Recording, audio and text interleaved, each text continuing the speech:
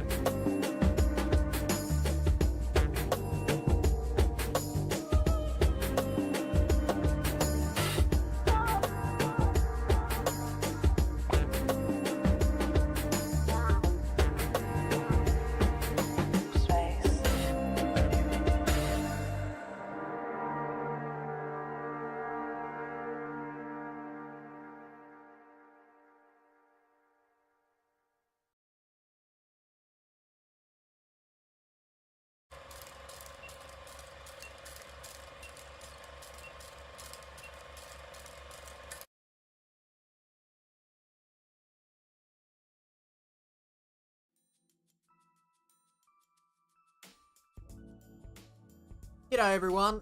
G'day. Can you hear me?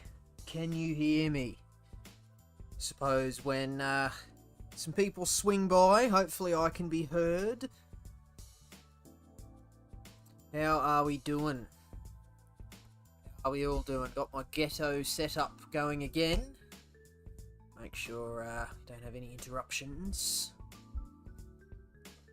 G'day. How are we? I'm going good. Thought I'd jump on for a bit more of this circuit experience. I had to end the last stream rather abruptly. I received an interruption and I had to quickly end. But there should be no such interruption today. Hopefully we'll go maybe 3 hours. We'll see. Hopefully we can kind of get through a bit more of this. We did the Americas on our last stream. America's Circuit Experience. Let me know if you can hear me, by the way. And yes, we spent a lot of time actually on... Where is it? Where the hell is it? Lake Louise. There was quite a bit of time spent on this one. But I don't think I have any other rally tracks left. The only circuit I can anticipate being an issue is perhaps this one. Because that BMW is pretty sketchy on the power, so we'll see how difficult that is. Hopefully that doesn't take too much of the time. Otherwise, I'd really like to blow through all of these European ones at least today, and with the potential of moving on to Asia Oceania as well. Not too many tracks in this one, so perhaps we could get it all done today, but we'll see. I'll just have to grab something, hang on.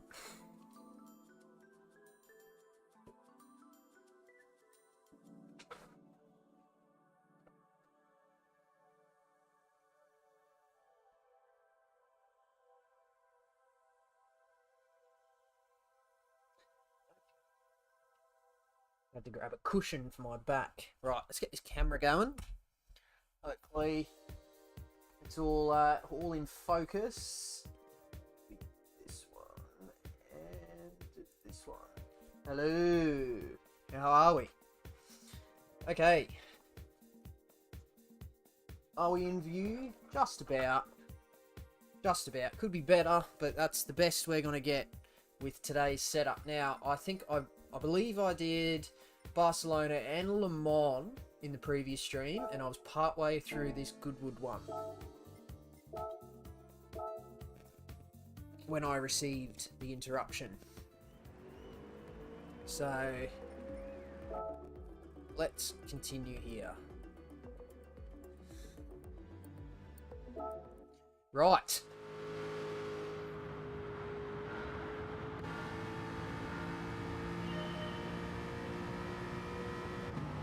Plenty of credits on offer for these, which is why I'm sort of making the effort to... Oh my goodness. I haven't driven this game for a couple of weeks, so it might be a little bit rusty too. To get the eye back in.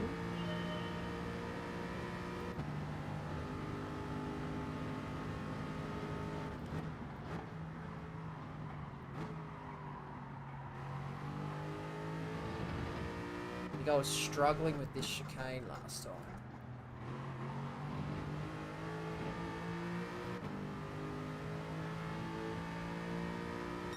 Got it! Beautiful. That's what we like to see. Let me know how all the sound mixing is. Or I go back and sort of watch bits of my streams when I'm done, and I seem to find the game sound is too loud and drowns out my voice, so I have turned the game sound down slightly. See how that goes for this one, because I don't actually have a live sound feed going into my ear as I stream. Sound is definitely the most ghetto part of my ghetto setup.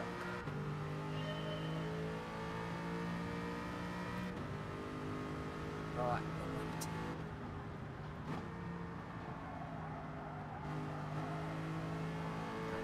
Too good.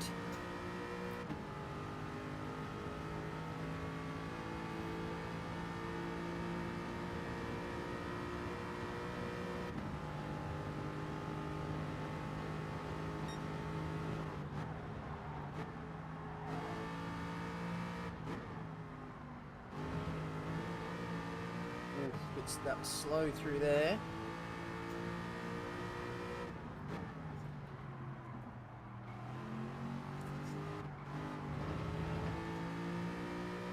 Definitely gonna take some getting used to again.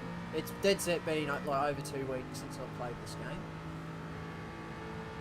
It's about getting the eye in again.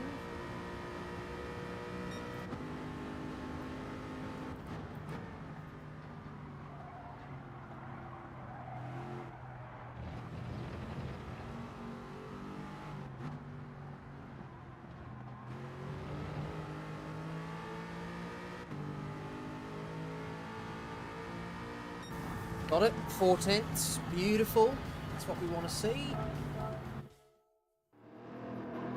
How are we all doing? Obviously, we had the Australian Grand Prix on the weekend, didn't we? And I've actually watched that one live. So, I'm all completely up to date on everything, which is good. But yeah, it was a really good race to kick off the season. I think there's a lot of... Oh, this is interesting. The Radical for Brands Hatch. I would have thought it would have been another Group 4 car, but... The Radical...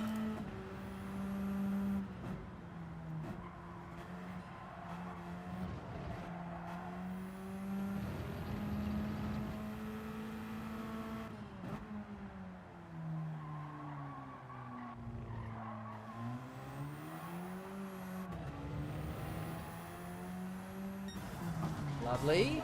Got a few tenths there.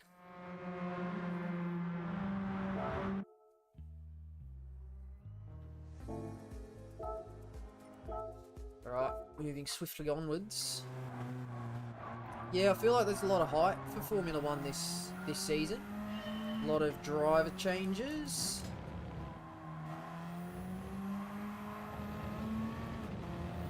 A lot of high-profile driver changes, that is. Obviously, Hamilton to Ferrari being the headline of that.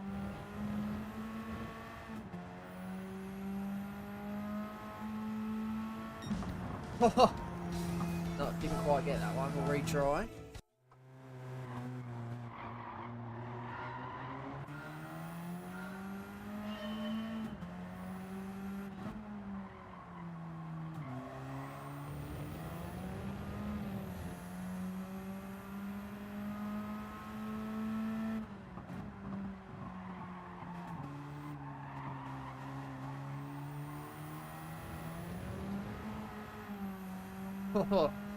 Very close there. Oh, still didn't quite get it. That's alright, we'll keep going. G'day Tez, welcome to the stream. How are you? Very nice second position in the world for the Daily Race A time trial last week, Tez.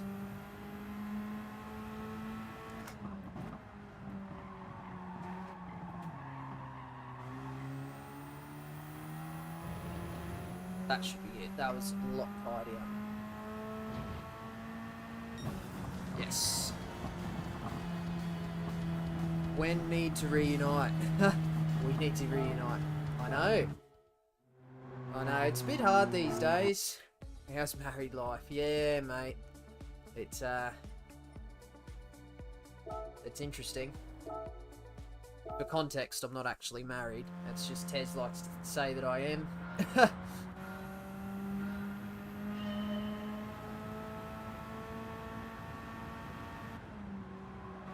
Just as someone that had lived on my own, just had kind of all the privacy and freedom I needed, to then have to go and get a housemate because you can't afford to live on your own where I live anymore. You know, it's not... You just don't quite feel the same level of freedom. I'll have to read it that. Have to face the facts. I'll never be good enough for the world record. I mean, look, there's couple of perspectives there. Getting second, yes, it's not the world record, but it's as close as you'll ever get to getting the world record without getting it. So, I mean, if you choose to take the glass half full approach, you can go, well, I'm as close as I've ever been.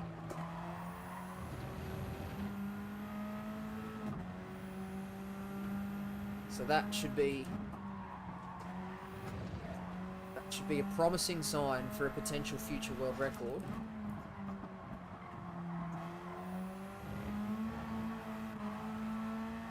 It's also, it was an oval, so it was forever alone, goodness me.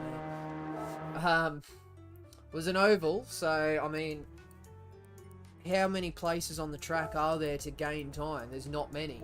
So, I mean, I didn't actually do any racing last week.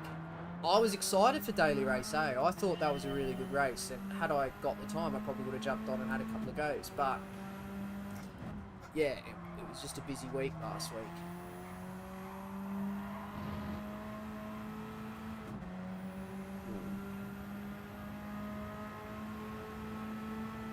That was good.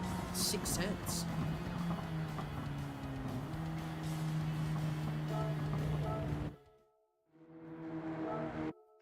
But yes, I think you'll get a world record eventually. It'll happen. Right, 1 lap attack. This car feels quite nice to drive, actually.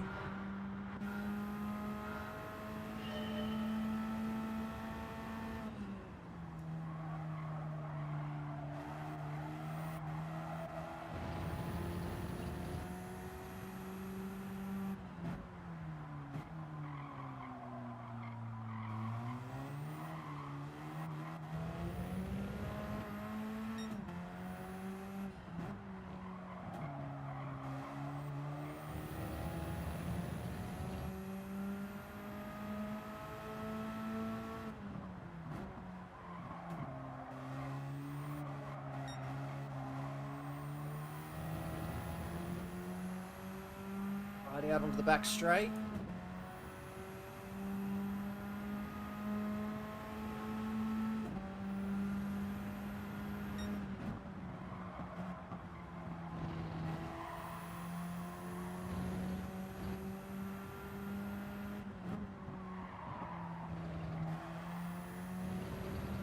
That was alright, that was good.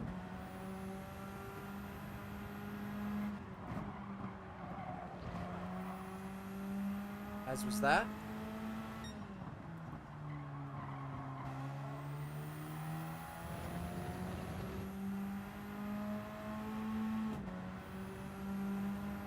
Last corner.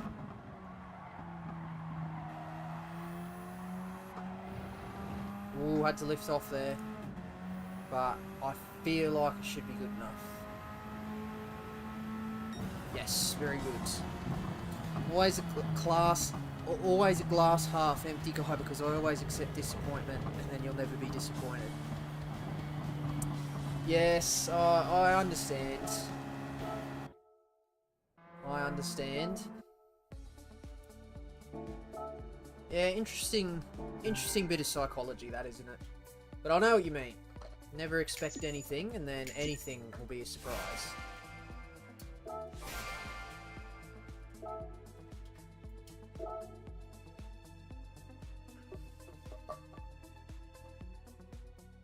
I had more mileage than an OF star. Oh, that's a good call. Alright. Circuit to Spa, Frankie Chomp. Oh, I've done this. Ah, well, there you go. Did I do this last stream? I don't remember. Back to my T150 because my T300 only lasted 2 years. Yes. Yeah. I don't find these wheels particularly reliable, hey. I mean, I've had this wheel for a while, but it's got its issues. I suspect maybe one of the reasons I'm probably not, or a bit washed these days, is because my throttle pedal... Actually, I can show you. I think I can show you.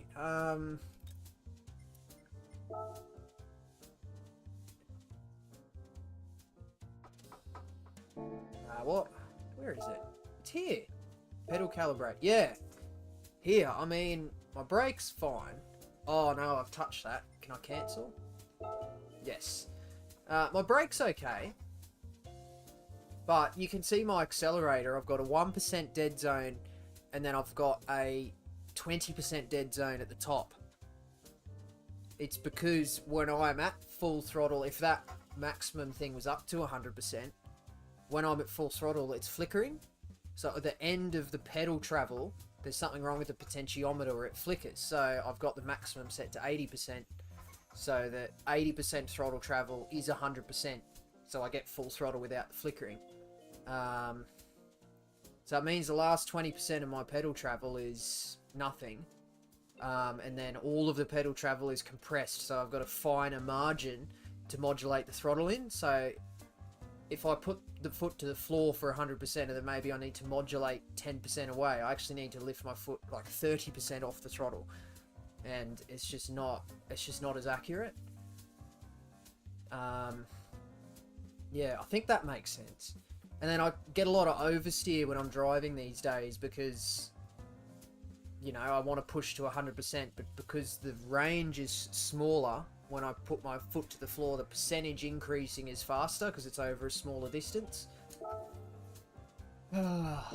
Yes, I think that makes sense. I understand it in my head. G'day, Caleb. How are you? Thanks for jumping in. Did we watch... I was talking just before... It was just before Tez came into the chat, I think. Formula 1 on the weekend. Did we watch that? That's what she said. Oh, never get old. Alright. Renault RSO1.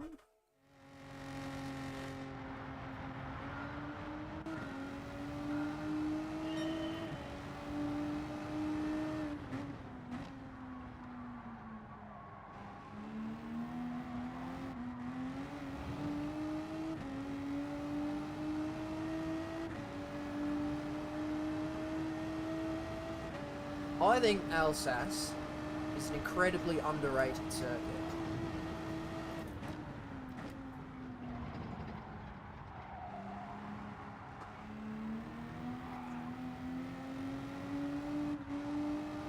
Every time Alsace comes up, which isn't very often to be fair, there's always...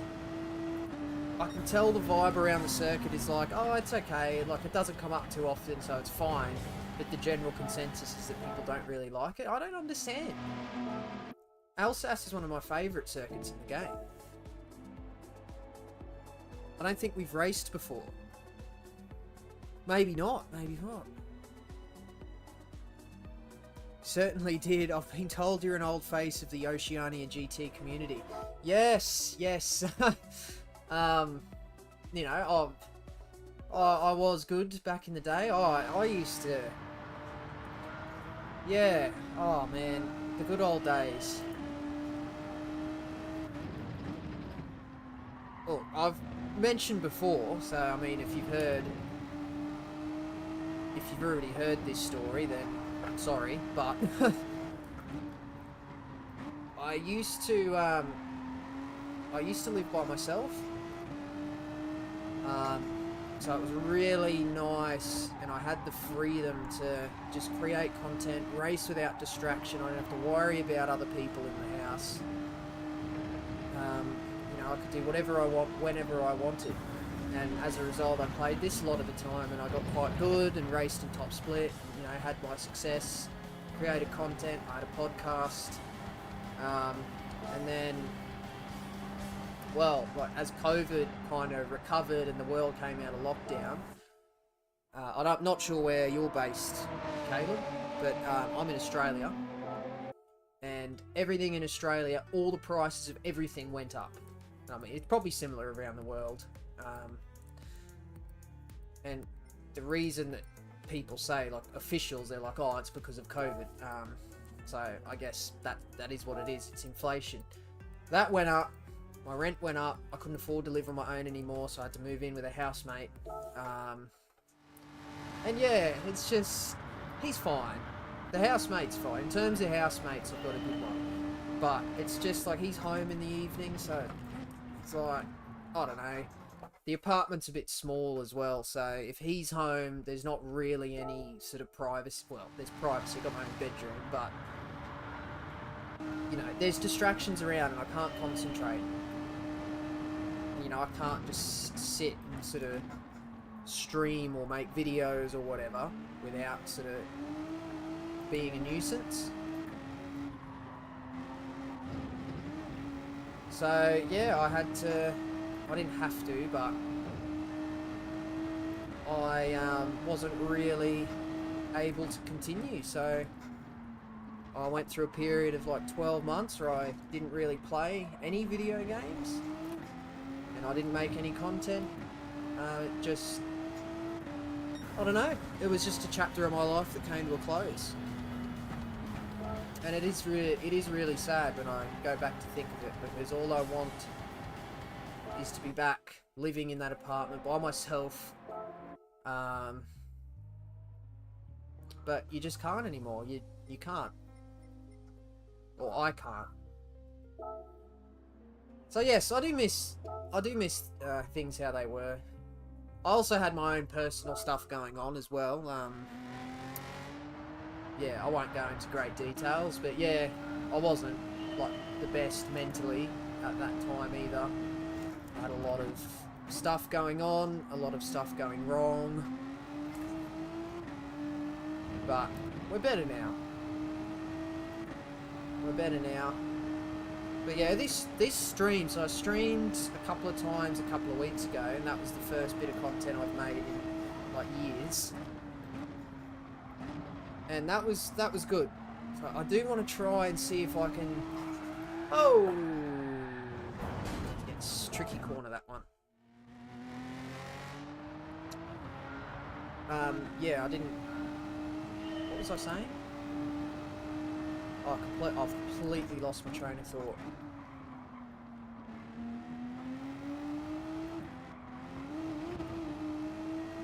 I'm gonna restart that. That was a terrible turn one.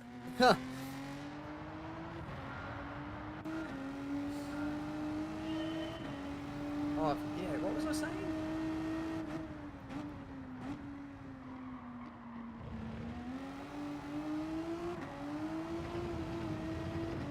That wasn't much better, but we go on anyway. Yeah, sorry, I streamed a couple of times a couple of weeks ago, and that was good. So I do want to see if I can start to get back into some level of at least streaming occasionally.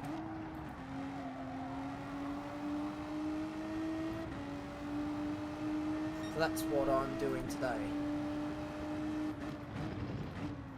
Just for a few hours. I know the time slot is amazing. I mean, it's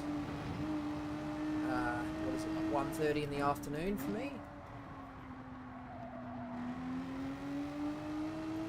If I really wanted to stream, I'd probably want to be streaming at my prime time, probably like 7 PM.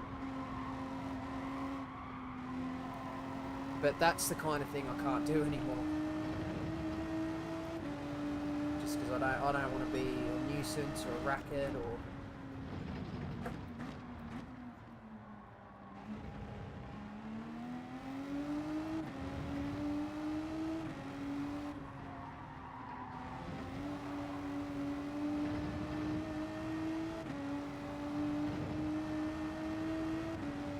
Alright, this lap's been okay.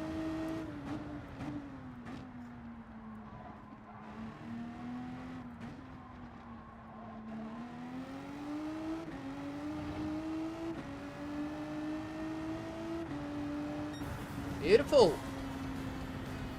In New Zealand, Caleb, actually. Nice. That's good. Yeah, New Zealand's a really nice country. Tez is obviously from there. I know Atom and Nismo from over there. It's definitely somewhere I'd like to go one day. Well done and distinct. I didn't expect you to jump boats. Cheers says LP11 is no more, so needed a team to join. Nice. What happened to LP11? Back when I was in the full swing of my content creation, I actually thought about trying to make R4M a real team. It was something that crossed my mind. I say a real team. I mean, how real can a team be? Just a community-based team. So no money, no nothing like that. But just trying to sort of make a little bit of a name out of it. But I didn't end up going ahead with that, and then I'm glad I didn't, because it would have just been a major commitment that another thing that a lot of people would have been relying on, that I would have had to have stopped, or I would have stopped. You know, I'm glad. Speaking of that podcast, I actually watched a couple of those a few months back. Really enjoyed them. Thanks, man. Yeah. Interesting news, actually. So, I don't know if you've seen, but that podcast, well, you've seen the podcast. It was myself, Atom, and Nismo. We hadn't created one for a good while, and Nismo reached out and asked, you know, what was the state of the nation? Because he said he had ideas, and I couldn't see myself going back. Well, not going back. I just couldn't. I wasn't going to be able to commit to it again, at least for the foreseeable future. So he just asked, well, can I use it? And I'm like, yeah, hell yeah, man. And he actually released a new episode yesterday. So it's on my Twitter, or X as it's now called. It's also on YouTube.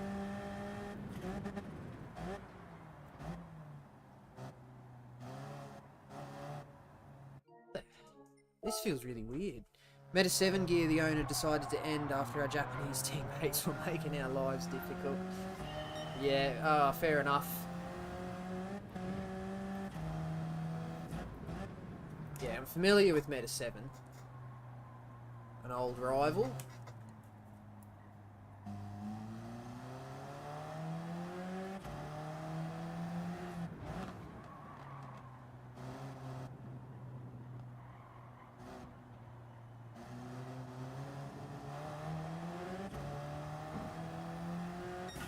All got there in the end.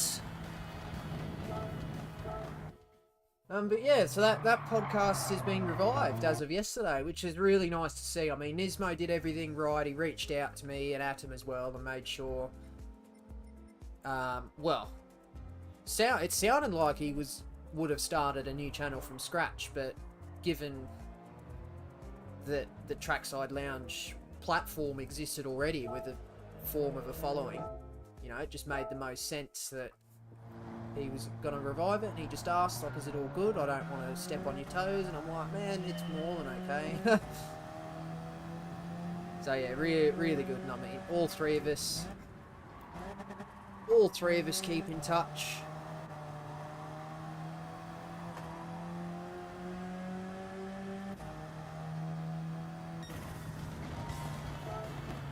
Flashbacks podcast career. Yeah, it was a good time. I mean, I'm sure you can tell, like, the tone of my voice. I look back on that time very fondly. It was a good way to spend life.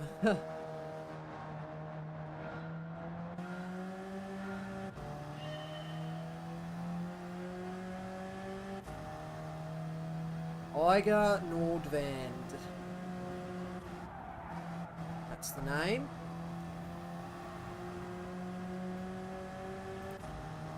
Eiger Nordvand. Oh.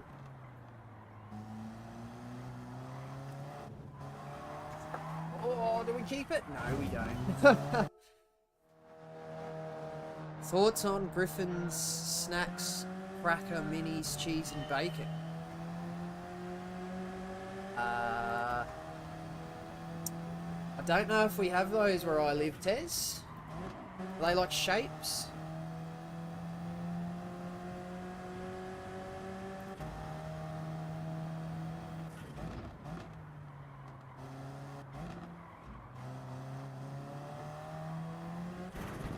Oh no, graze the barrier. Not your career.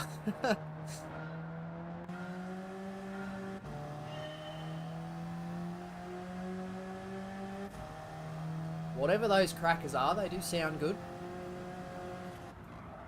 If they're like shapes, then yeah, they're good.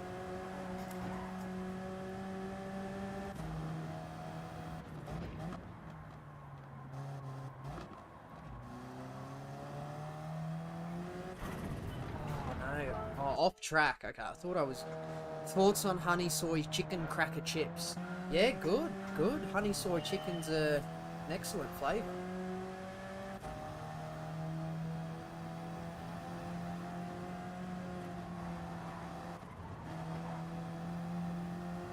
Honestly, that corner's probably flat if you get it right.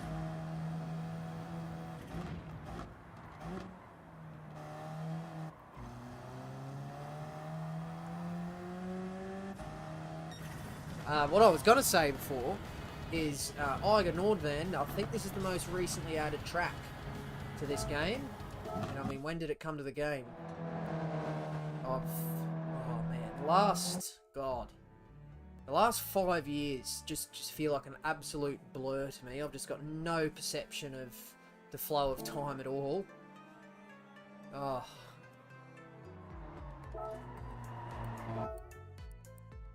Are you a sauce or ketchup guy? Ketchup if I had the choice. I just like the richer, smoother, more gourmet experience of ketchup compared to sort of the more casual, I'd say, the casual experience of sauce. That was terrible. Barbecue or smoked hickory? These are good questions. I don't think I've ever strictly tried smoked hickory flavoured anything, so I'd have to probably go with barbecue. One thing I do a lot more of these days is cooking. I have a slow cooker. Make some ripper recipes in there. My most recent creation was actually a slow cooked barbecue pulled pork. Ate that for probably 4 days straight. Very good. I had a bit of the sauce left over too. I don't know, I just left it in a container in the fridge. I should have maybe frozen it, worked out how to preserve it a bit longer.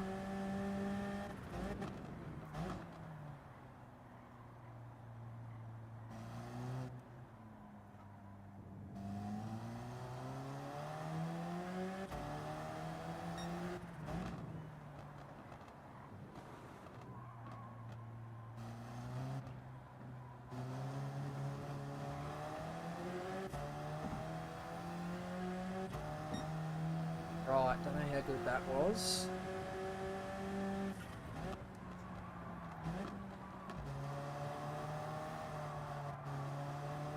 Oh, that wasn't very flash, that one.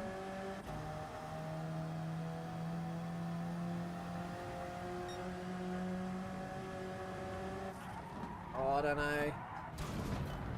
Don't know if that one's flat. Chicken parm or chicken and bacon carbonara? Definitely parm. Do you say palm in NZ? We say like palmy or palmer.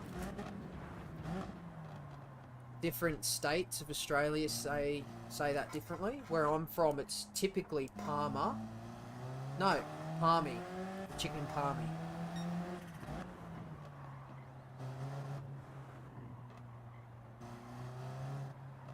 It's a hot topic. I don't know. You'd probably say I'm not qualified to talk about how things are pronounced. I need to go back to school. I purposely enunciated it then, by the way. Oh, nearly drove into the barrier. I don't do that.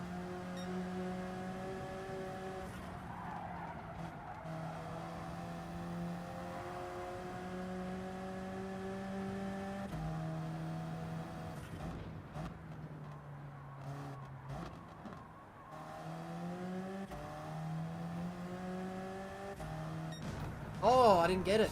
Okay. It's alright, we'll try again. We'll try again. Call it Palm. Right, interesting. That's a new one. I've heard Palmer. I've even heard, like, Palmbo or something like that. Chicken Palmbo.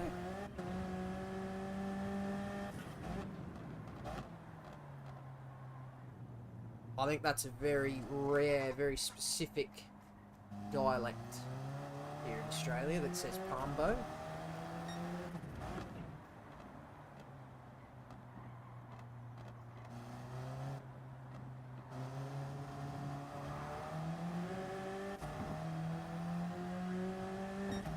Right, I think we're like 2 tenths up there.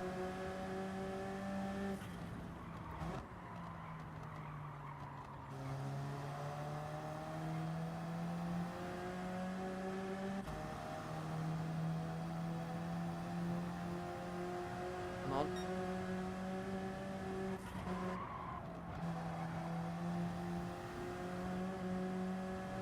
That felt a little bit better.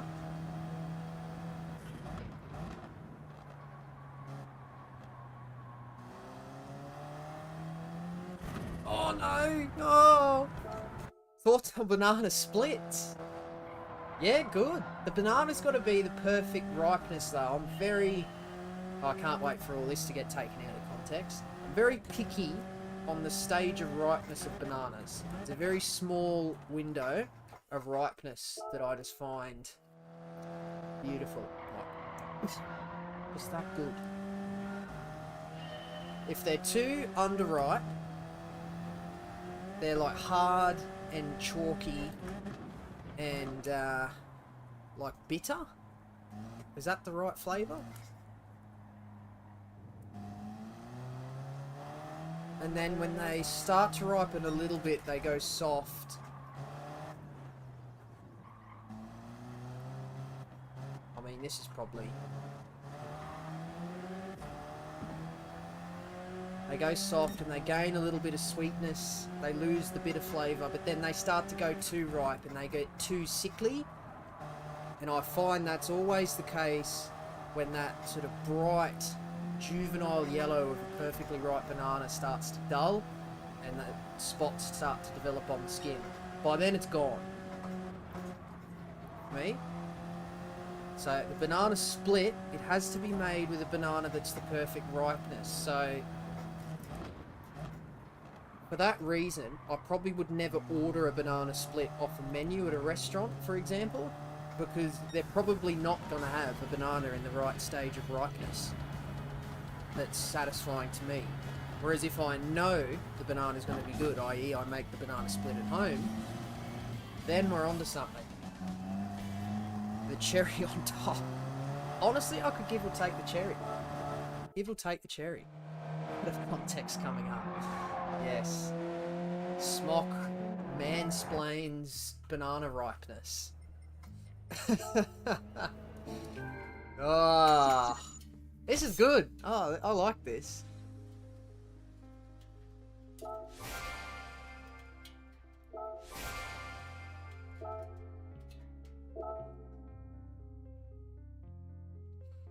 This is making me glad I stream. This, I don't know why, but this is a very satisfying conversation. All right. Oh. Long bananas or short?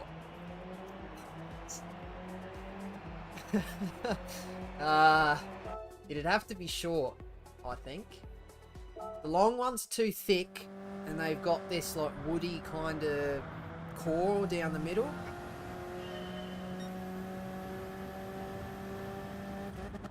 I'm gonna drive straight off the track going that fast. Has to be short.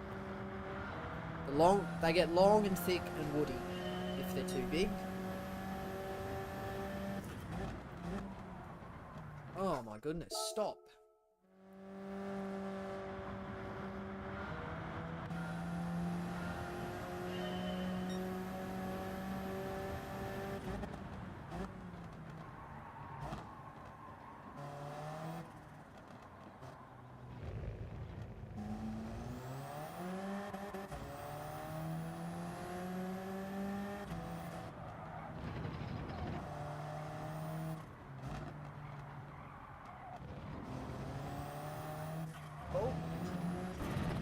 I nearly kept it on. She said, yep. Yeah, I feel like I'm getting set up now with all this banana chat.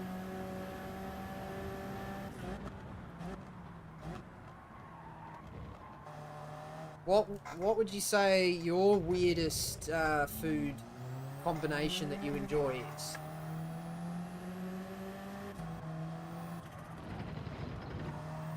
I'll tell you one I think is overrated. Pineapple and chocolate. Oh. Amazing minute. Oh, Andrew Lee. Amazing minute. Oh. He's always going to be Andrew to me. Or amazing hour. Amazing minute. For those that aren't aware, that's a Metal Gear nickname for him.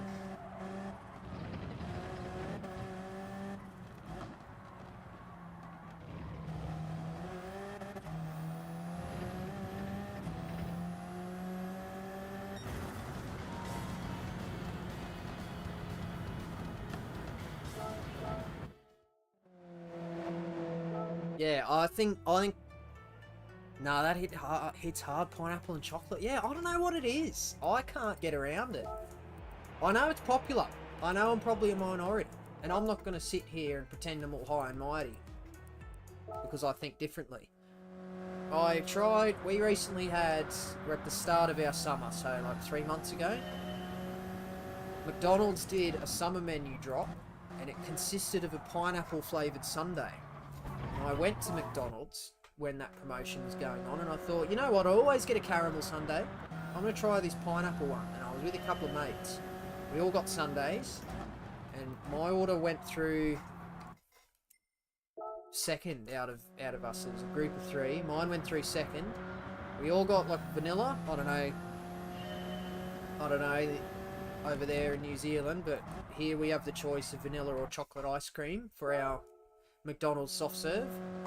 And I knew that I wasn't a huge fan of pineapple and chocolate. So I got the vanilla one, and I thought, look, if it's no good, at least I've got the lovely vanilla ice cream to sort of freshen up the mouthfeel.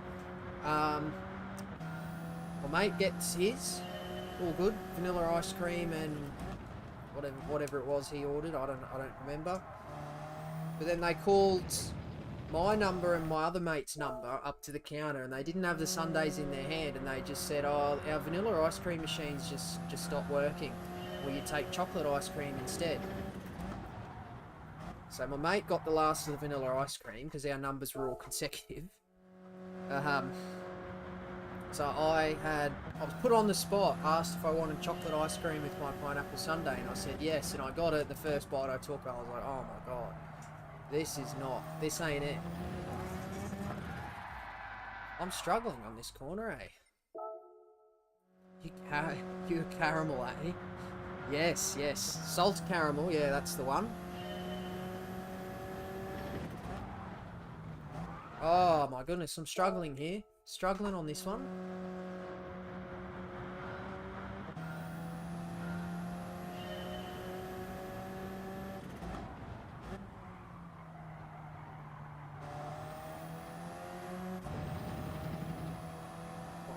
That's the one. Let's go. Got it. Beautiful. Yeah, salt caramel. That's the goat.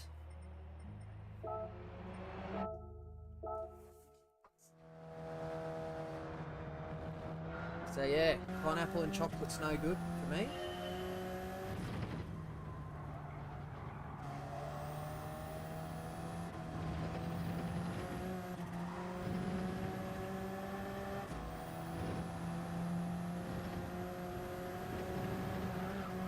Oh dear, I don't think I've ever done that before.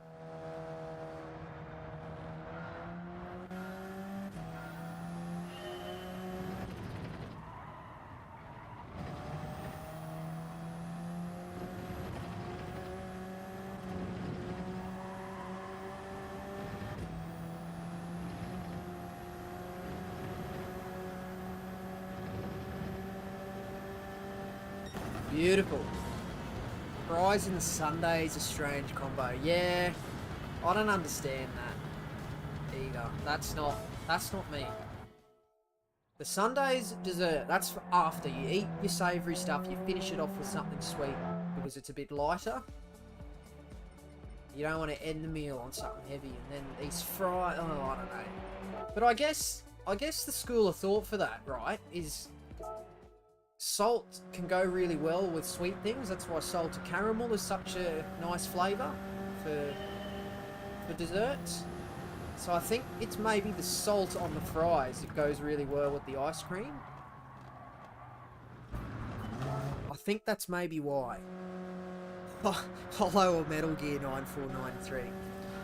Oh, if I had to pick, as in which name I prefer, probably Metal Gear.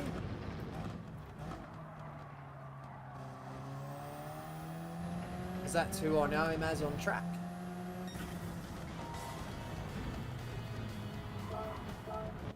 Actually, I guess here's a good thing we can talk about. I went to a very interesting show last night, a live show. I went to Gunther Steiner's Unfiltered tour. I don't know if he's touring the NZ. Blondes or brunettes, here we go. I mean, I really don't want to start to get inappropriate on stream. I always tend to find I like blondes, but then the only girls I've dated, they've all been brunettes, so I don't think it actually matters that much for me. Anyway, Gunther Steiner, I went to his live show last night. So he's released a book called Unfiltered. He wrote that after he got fired from Haas. Well, he was writing a different book. Told the story last night. He was writing a book and then he got fired from Haas, so he called up the guy that his manager basically that he was writing the book with and said, look, we're scratching this one, I just got fired, so now I'm going to write a different book, and that ended up becoming the book called Unfiltered. So he did a talking tour based on it, and you might think, Gunther Steiner doing a live show, how is that possibly interesting? But it was. Well, interesting if you're an F1 fan. If you knew nothing about F1, it was probably quite boring. And actually, speaking of boring, there are a lot of people that sat around me that ended up leaving in the intermission. So they did like an intermission halfway through. And you know, like half the people got up and left and went to the bathroom, got a drink or whatever. But there was people that were sitting around me that didn't come back. And I'm just thinking, alright, suit yourselves. Don't fuck smash my door. They reenacted that. That was very funny. So, it was kind of a bit of... The whole show was basically Steiner going through his motorsport career and sort of telling us the story and the different pieces that ended up bringing him to Formula 1. And I mean, half the show was about Haas, because that's his kind of biggest... That's the biggest thing he's known for. But, yeah, like after the intermission, they came back and they were talking about a topic, and then they stopped. And the guy he was with, I forget his name, but he's the guy that was sort of overseeing the writing of the book. So I'm saying Steiner's book manager, tour manager, whatever he was. They said that they were going to play the clip. Actually, no, they were talking about Drive to Survive. Gunther's never seen it. He made a conscious decision of not watching it because he said on his show last night that he didn't want to start to watch it, or well, he said that he knows those drama shows, they can play up and take certain things out of context, and he didn't want to start watching the show and see things that he said or did that got taken out of context, which would then lead him to change his behaviour if he didn't like what he saw.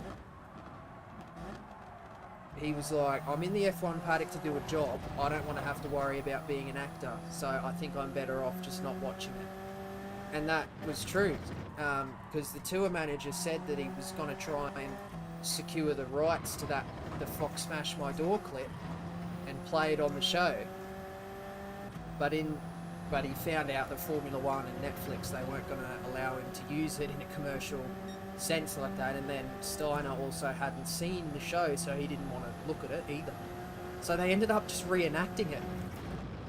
So the tour manager played, well, I say reenacted it, it was like a very crude 30-second reenactment of the scene. The tour manager like got up and said, well, I'm going to play, it was Hulk, no, it was Magnussen and Grosjean at the time, wasn't it?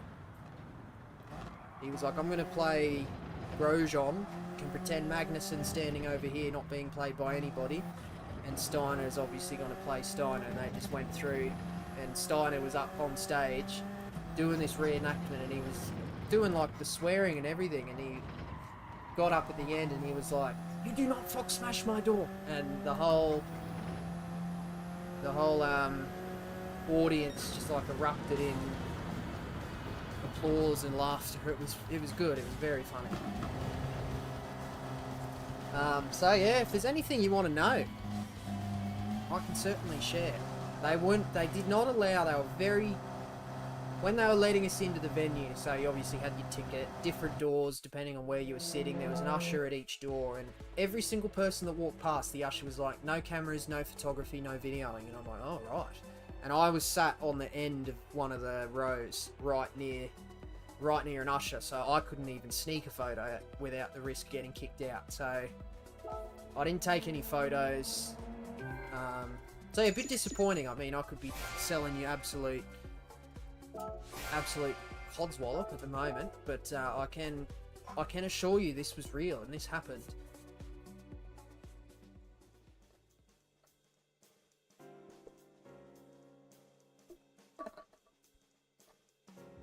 But yeah, it was really good. I was on, what was I? Maybe the 8th row from the front. Yeah, it was good. Really good. Alrighty. Circuit de Saint-Croix.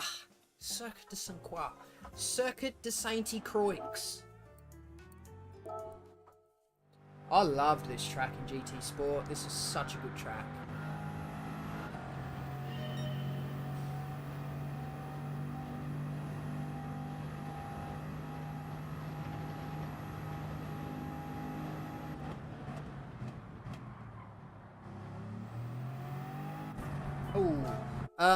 I got a recommendation for Fortnite with Max Verstappen. I never thought I'd see the day.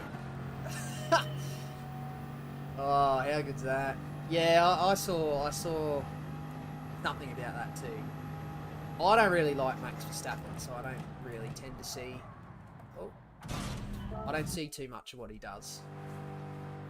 Gunter, you talked about the I think it was 2021 when he got Ural Kali and like Nikita Mazepin on the team. That was funny. Because I'll spoil this part of the show.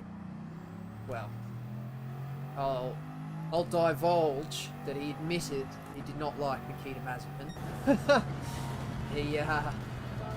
It's perhaps quite widely known, but yeah, Haas wasn't in a good financial position at the end of COVID, at the end of 2020, so, you know, they had to sign, well, they got Ural Kali on as a sponsor, and that gave them a lot of cash, at the expense of having to work with the Mazepin family and have Nikita Mazepin taking one of the seats.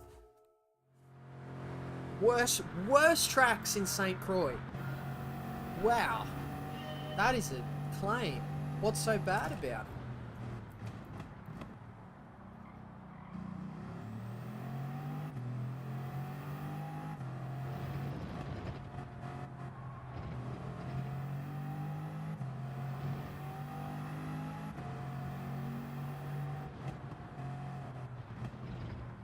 Oh, I haven't driven this track in like years. Yeah, I have to redo that one. What's so bad about it? Worst track in St. Croix. Wow. I reckon the worst track is St. Croix A.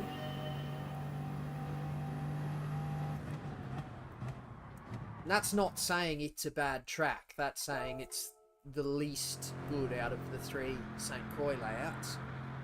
I feel like St. Croix A it's like a little bit too geometric, a little bit too 90 degree for sort of no reason. Whereas this one, yes, it's got this 90, like this sector of 90 degree corners. But, you know, there's different shaped corners. Oh.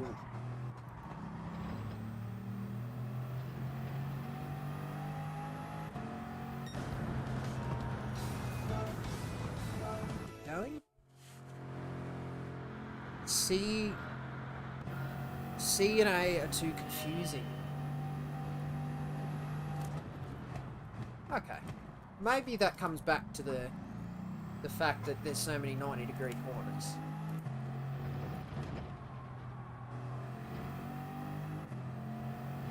But I remember these tracks coming up on daily races, and they were... I always found them incredibly satisfying to drive when you get it right. Okay. Too similar. Yeah. That's a fair point, I suppose. They are quite similar to one another. But see, you get a sector like this. This section, I think it is in the B layout, isn't it?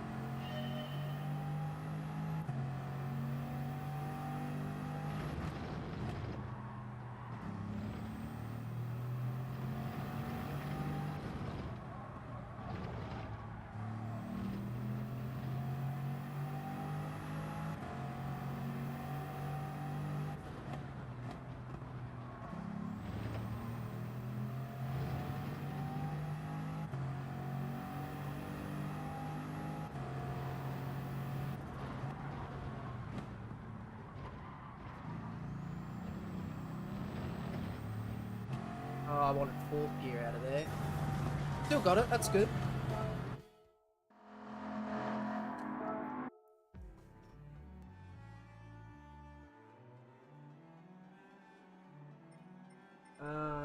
Moving on. Moving onwards.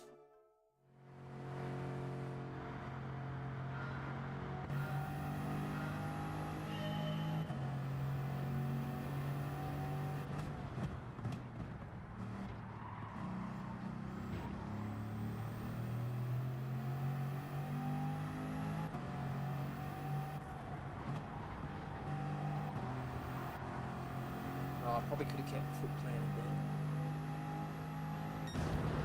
Oh, I'll get another opportunity. I watched Tichney's video this morning about the repetitive daily races. And he made the point that we've never used the reverse layouts of St. Croix in this game. And the fact that we've used some tracks like umpteen times.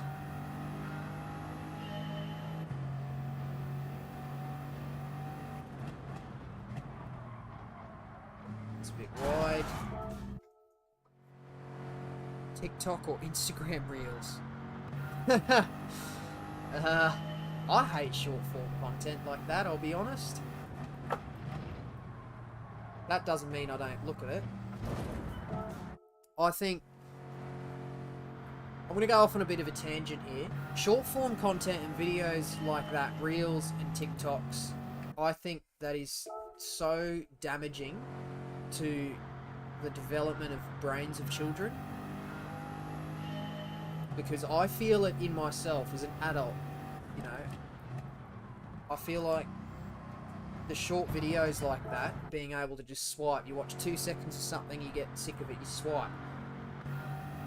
I think it's just so bad for an attention span.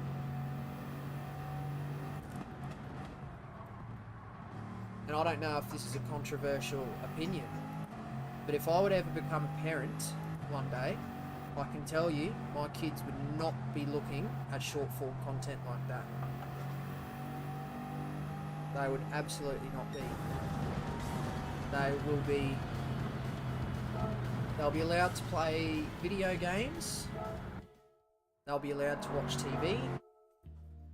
But as far as sitting and just swiping, watching 5 seconds of something and getting sick of it, oh, they will not be doing that. When they turn 18, they can do whatever they want. But yeah, as long as I can, they won't be doing that. I mean, I see... Oh, man, I don't want to...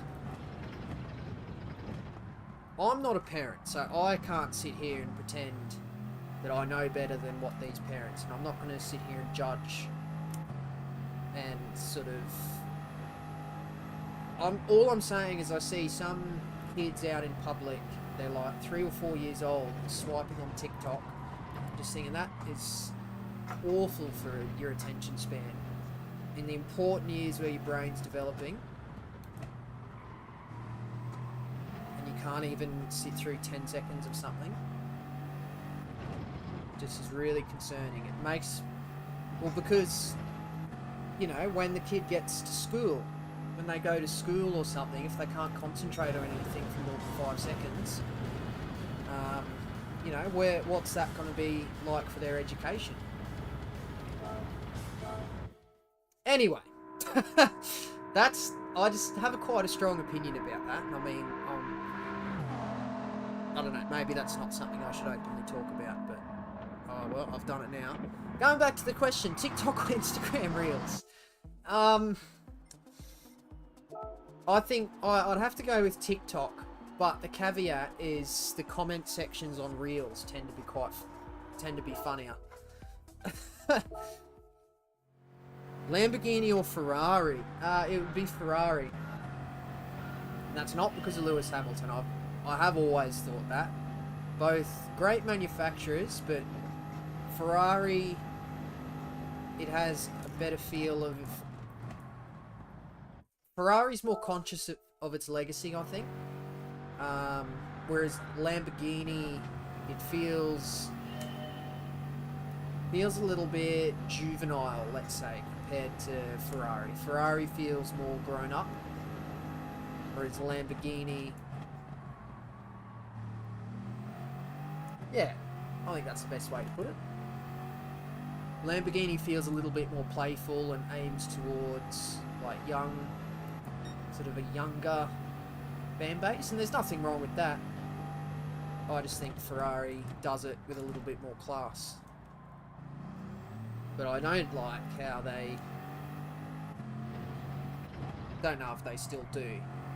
But, you know, if someone modifies their Ferrari, and Ferrari don't like it, they'll send you a cease and desist about it.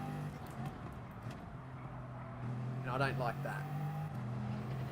And that's coming from somebody that wouldn't... That's coming from me, who is someone that doesn't really like modified cars. But I just feel like if someone is spending $1 million on a car, if they want to modify it, they're well within their rights to. Similar line of thought as to how Tesla is saying you can't sell your Cybertruck within 12 months. It's like, well, I bought it, I can do what I want with it. Although I think they've quietly stopped that. I mean, I think the Cybertruck came out more than 12 months ago now anyway.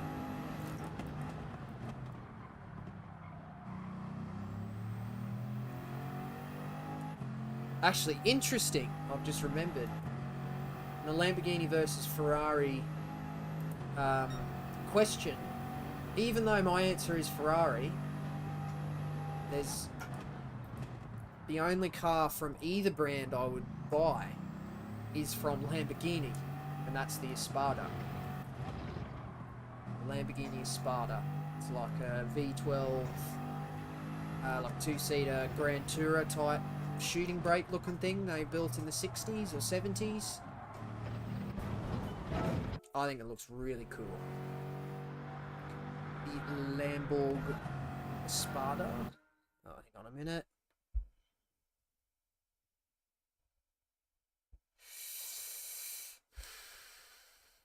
Yeah, no, all good.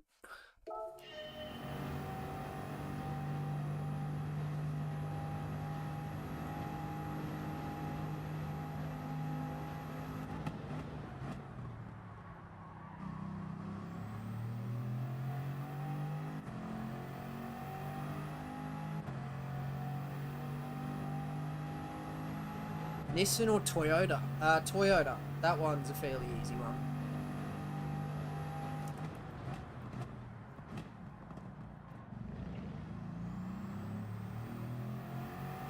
Definitely Toyota. That's not to say Nissan's bad, it's just out of those two, there's no real debate for it for me.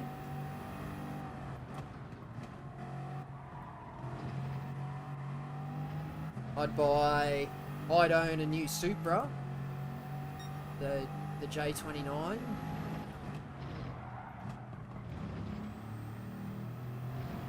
Or A90, some people call it. Is there a Nissan I'd own? Oh, there is. The Z32 Nissan Z car. I don't... God. I'd say I'd own it. I don't remember what number they use. Is it 300ZX? For the Z32? They call it the 300ZX? Ford or Chevy? That's a good one. Ooh...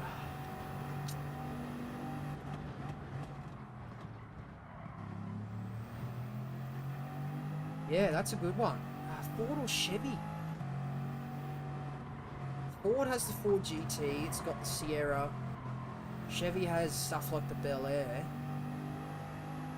What new cars does Chevy have? Does Chevy have any new cars? The Silverado? I mean, that does nothing for me. Oh, the Camaro? The Corvette? You know, that one's close, but I think I'd have to give it to Chevy. I think I'd go Chevy over Ford.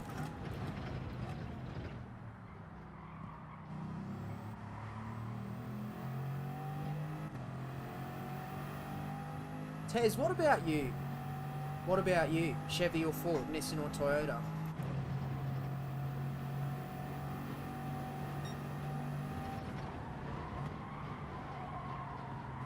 Don't go off the track. That wasn't so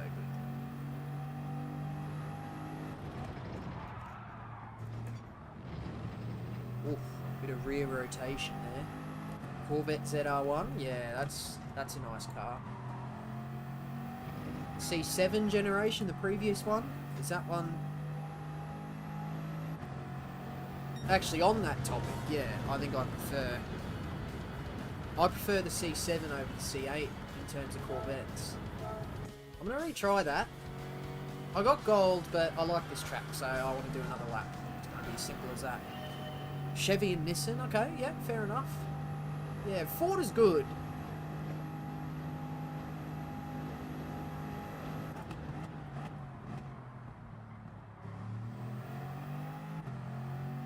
It's just, I think Chevy's a little bit cooler.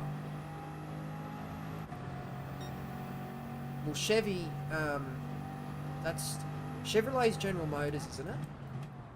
And they also own Holden here, and I prefer Holden over Ford. So, yeah, that's where that connection is.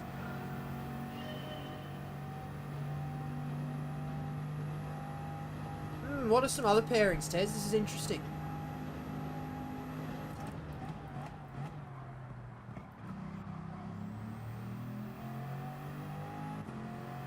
Lamborghini. Interesting.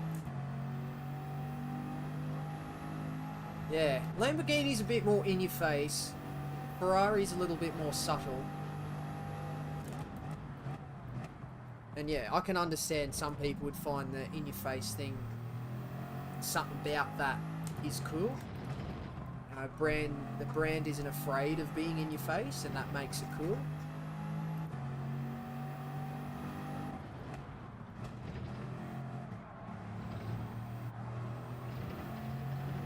Bugatti or Koenigsegg? I'll probably butcher that. Koenigsegg is probably the correct pronunciation. Bugatti for me.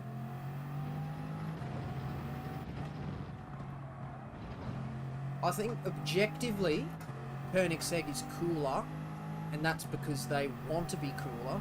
They put every effort into being cooler. But I like the look of Bugattis and the feel more. I say as I'm driving one. Oh, get on the track. Oh, no. The Bugatti EB110 is banging. I like the way that car looks. And then the, oh no, what's it called? Centenario? The new one? Looks good. Well, I say the new one, I don't mean the Tourbillon. There's a video of, I think I reposted it on Twitter maybe when it first came out, I don't quite remember. The Tourbillon, Bugatti released like a teaser video of it doing a 0 to 450 pull or 0 to 350 pull or something, and it's a video of the dials. And I don't know whether the sound they put on the video is synthesized or whether that's the genuine engine note of the car, but that, oh man, like with headphones on at full volume, yeah, that's what a car should sound like.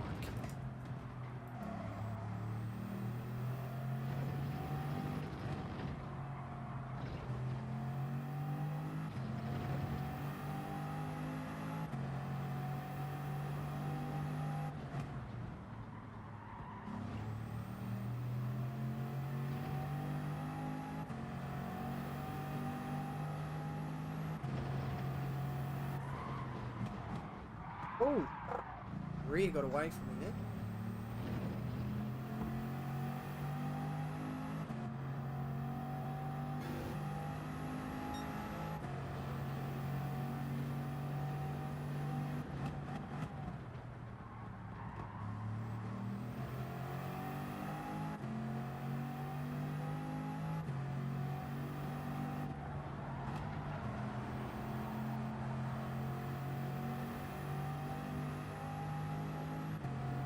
Pagani Huayra R is mental. Yeah. Paganis are mental in general.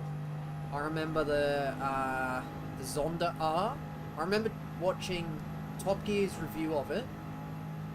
Jeremy Clarkson was driving it and he had a speaker, or he had his like microphone clipped to his jacket like he normally does. You could not hear him. It was just noise and just engine sound. He had to put a microphone right in front of his right in front of his mouth, like commentators on TV do, and he was screaming, and only then was it you could understand the words he was saying.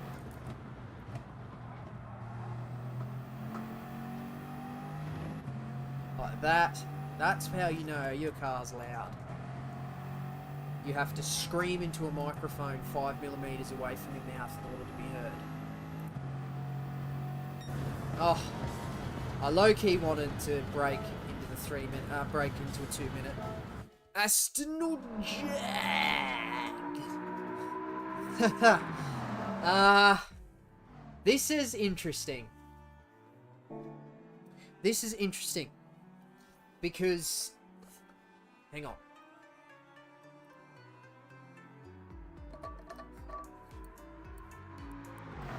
Say Tezar or Tez?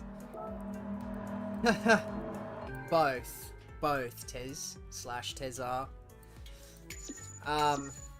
Aston or Jag? Aston or Jag? Aston's old cars are cooler than Jag's old cars. The Aston Martin, the original, oh, maybe not the original, I think, oh, what did they call it? Was it the Vantage? I'll have to get a picture of this one because it's a specific car. Aston Martin.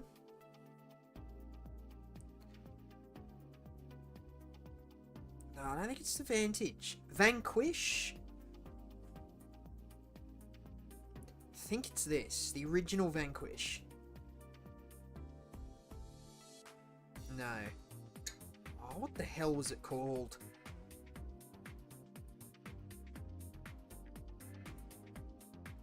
Vantage. It was Vantage.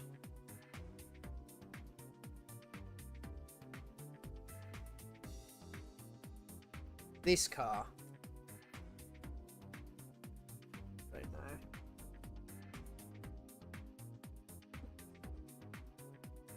This car, I think this is one of the best looking cars ever to exist. And if I were to, I would own it, easy. That said though, I think I like the legacy of Jag a little bit better. To me, DBS was peak Aston. Yes. Yeah, the Vantage Le Mans, I think it's from like the 90s. Yeah, that's better than any Jag, I think. I would own that over the XJ220. But I owned a Jaguar for 12 months, an XJ40. Sorry. What did I say then?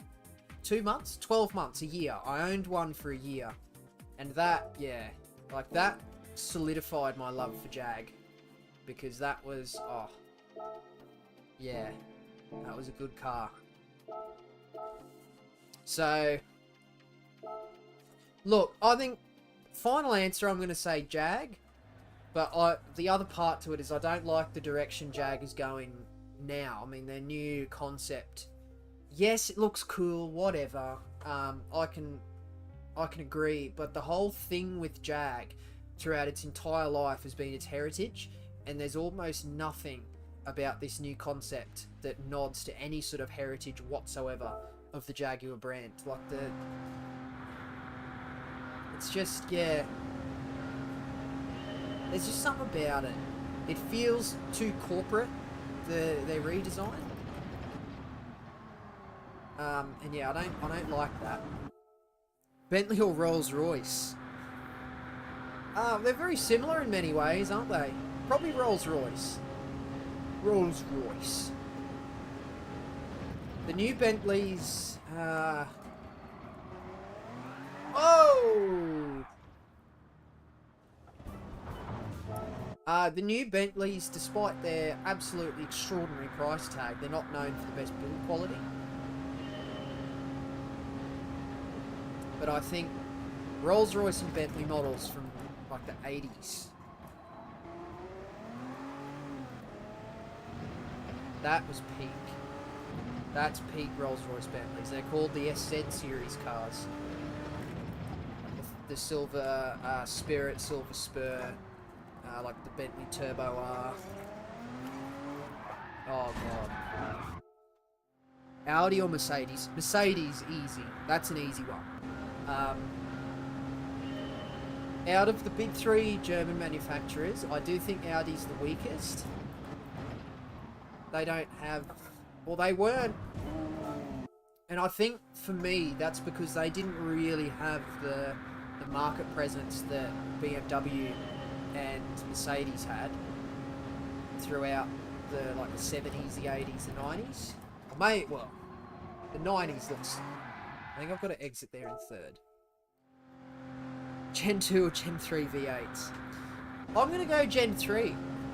I like the Gen 3 cars. You know, the first couple of years had teething troubles for sure. Oh, that is just, yeah. Porsche or Mercedes? I'm going to go Mercedes. Yeah. Porsche are lovely. They make good cars. But I don't want to be mean, but I think Porsche are a little bit of a one-trick pony.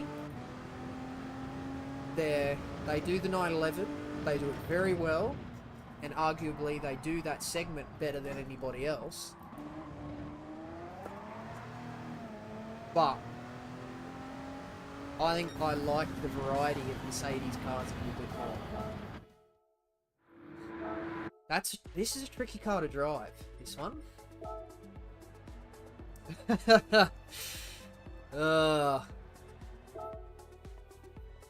I want to talk more about Audi versus Mercedes.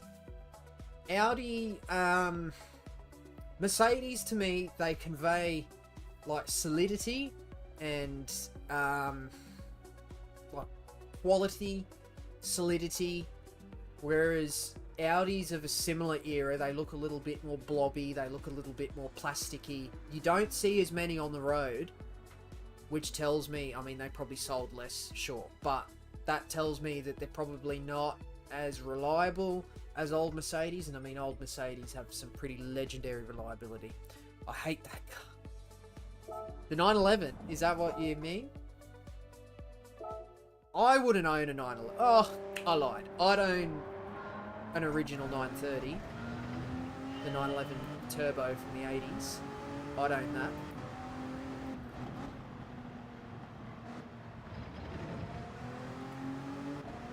But other than that, I wouldn't own a 911.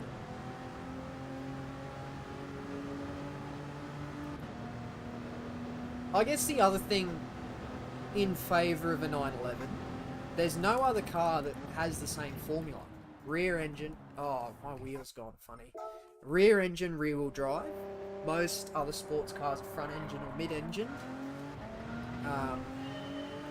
And I think that's down to the fact that everybody knows they're not going to be able to beat Porsche if they try and enter the segment now. But yeah, I think, yeah, they do. Their sports car is probably the best, but it's still a 911. R8, oh, R18 TDI, sorry.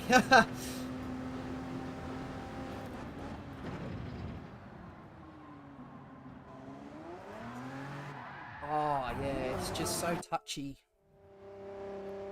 Audi are in more movies. Interesting, okay. The Audi R8 is cool. Definitely.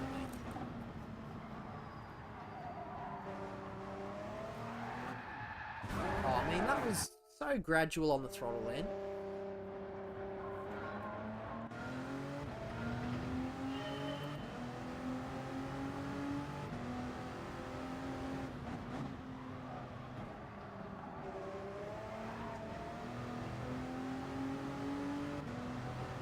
This thing's a nightmare to drive.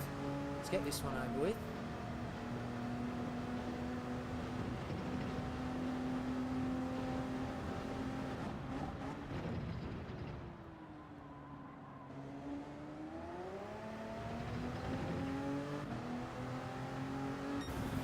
Oh, I nearly drove it into the barrier at the end there. 992 GT3 RS is a fantastic looking and driving car, but it's just slightly overrated. Yeah, the other thing you hear about Porsches, and I mean, I'm not too familiar with this topic specifically myself, but you hear a lot about it online, is Porsche people are quite tokenistic. Oh, they want to care about your spec. They want to know about the colour. Oh, how rare's your colour? You know, what colour stitching do you have? Oh, you've got this colour stitching on this colour seats in this colour car. Wow, that's so cool. I mean, is it... That's not what cars are all about. Cars are not all about the colour and how rare that specific stitch is, and it's just, I don't know. It's a little bit maybe looking down your nose, kinda, I feel sometimes with Porsche people. Whereas another brand, I don't know.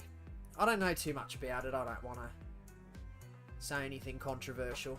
But you just tend to hear that about Porsche people, that they want the best spec, they want the best colour. Oh, you got this particular cloth on the interior, wow. It's a bit pedantic, I don't know. Oh, that is not flat. Do you have the carbon package? Oh no, are you poor? Yeah, exactly. That's what I'm talking about. It's like, Porsche people, they want the best only because they're going to get judged by other Porsche people.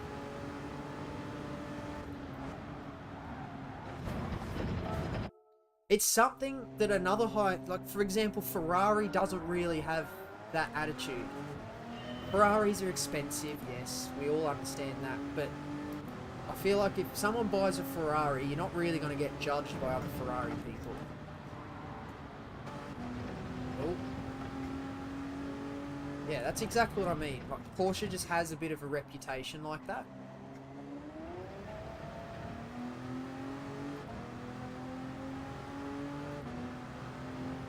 Mercedes are just a bit classier.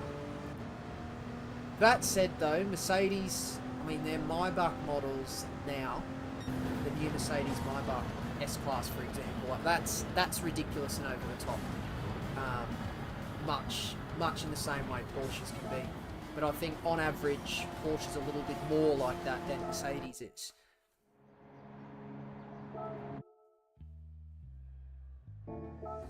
Oh, let's get this one over with. Ferrari seats is a big thing. Is it? Right, I didn't know that. Ferrari people care about the seats. Oh, I have to have the sport seats. Do you have the leather seats?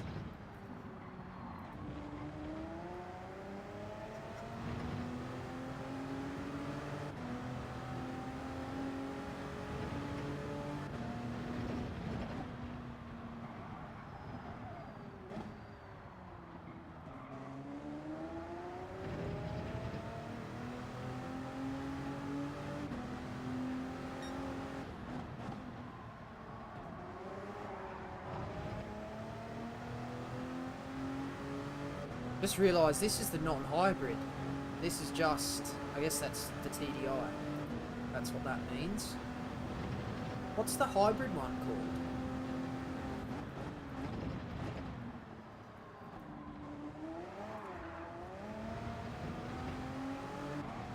called? Oh my goodness. Oh, it's just called R18, isn't it?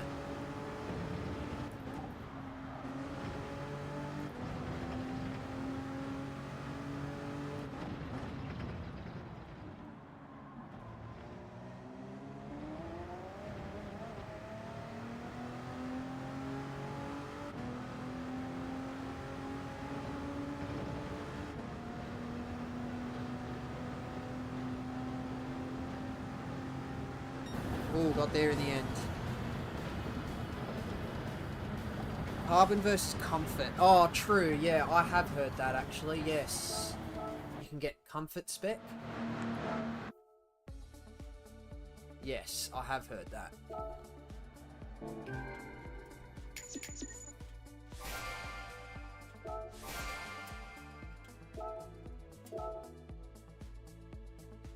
Alright, well, here's another... What do we think of BMW these days? I watched Doug DeMuro's review of the brand new M5. Oh, man. That, like, it just... Oh, it's just ridiculous. Just... It's not a car anymore. It's a computer on wheels. And one of the comments summed it up perfectly. The interior looked like a streamer's room. It just had like coloured lights everywhere. It just is ridiculous. It's not the ultimate driving machine anymore. It's just too over the top. Oh.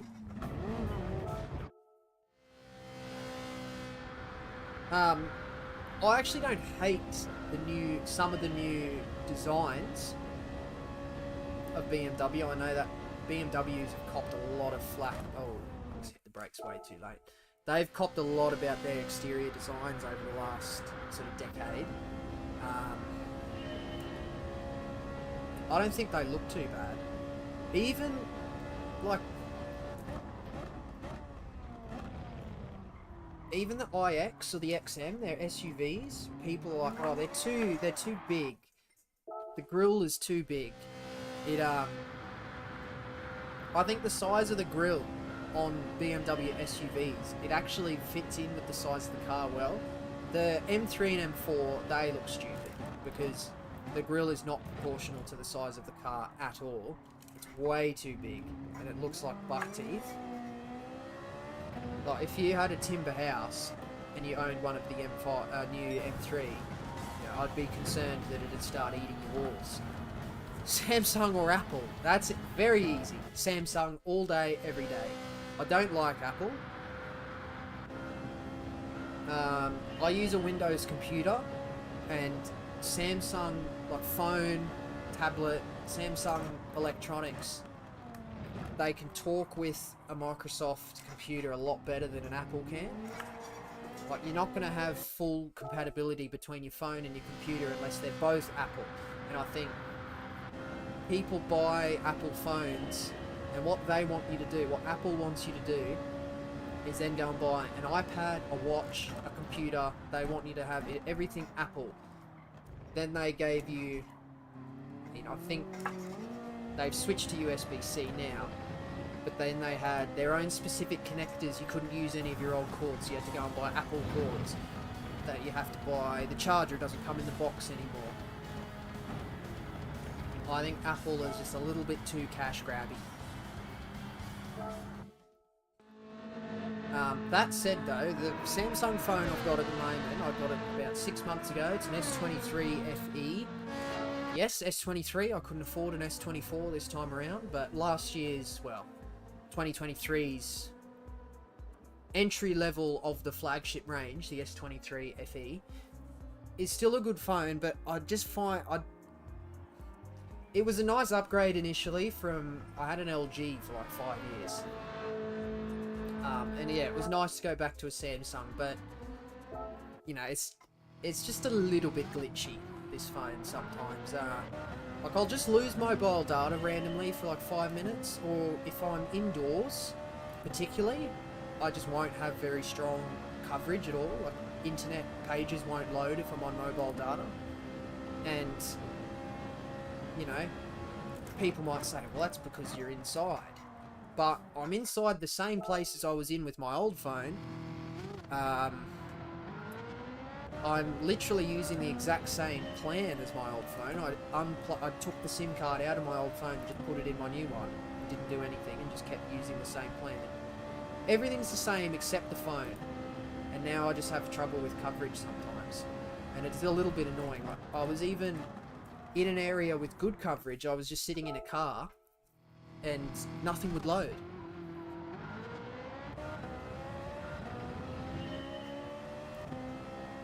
So that's quite a big annoyance with this phone. But in saying that, I'm not contemplating switching to Apple because of it. I'm just kind of putting it down to maybe I've got a slightly glitchy version of the phone. Maybe I should brake on time. I got an A55 5G. I got the icy blue one because I didn't want the black. Good for resell. Icy blue is more demanding. Interesting. That is true. Unique colours. Yeah, unique colours can sell more. I don't resell my old phones. I still have all my old phones. I've got like an old prepaid phone that I had when I was in high school. I've got an S7.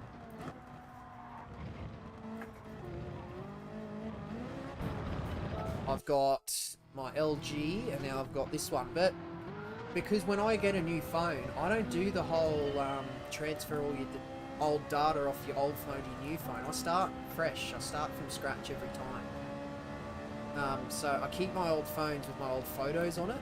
If I ever want to look at the photos or get the photos off there, I can. Rather than try and sell it.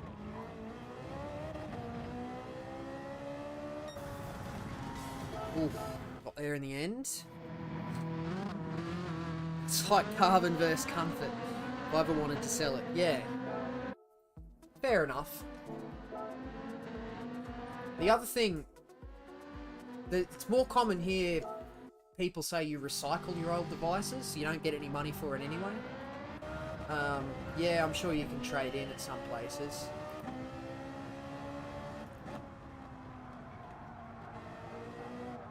But I don't know, in supermarkets, for example, there's these big bins you can put your old electronics in and they go off to get recycled. You don't get money for that, so it's like, well, I'd probably just rather keep it.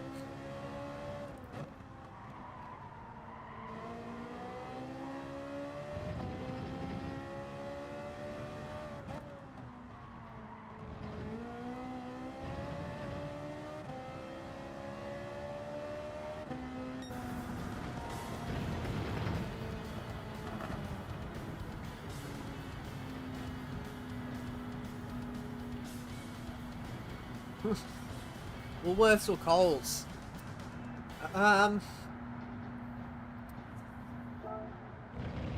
That honestly, I go through this debate in my head sometimes because I actually don't know the answer. I live near both, as in walking distance to both. So I shop at both. They have their pros and cons. So Woolies, a lot of the modern Woolworths is like the equivalent of dark mode on your phone, whereas Coles, they're all the light mode. A lot of Coles stores, they have bright lighting, white floors, white fixtures.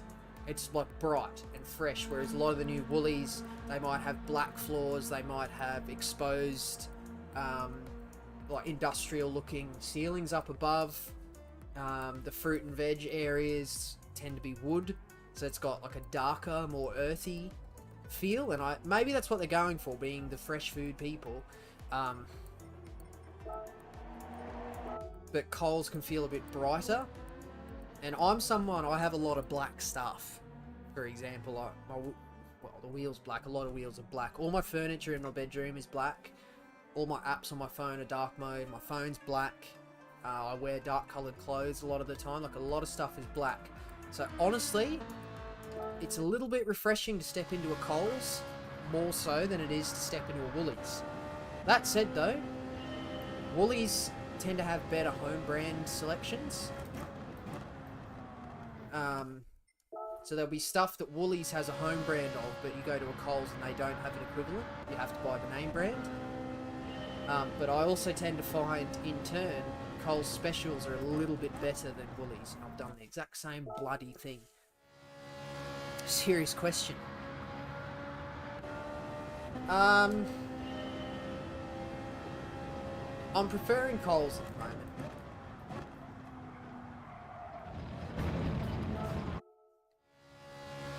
What Forza Horizon 5 version would be best? Are you talking PC, Xbox or PlayStation? Or are there different versions, like as in Standard, Deluxe or Premium? Oh, okay. I don't know what's in each, so what's in each? So Standard would include the games. Does Deluxe maybe include some of the DLC cars that you pay for normally?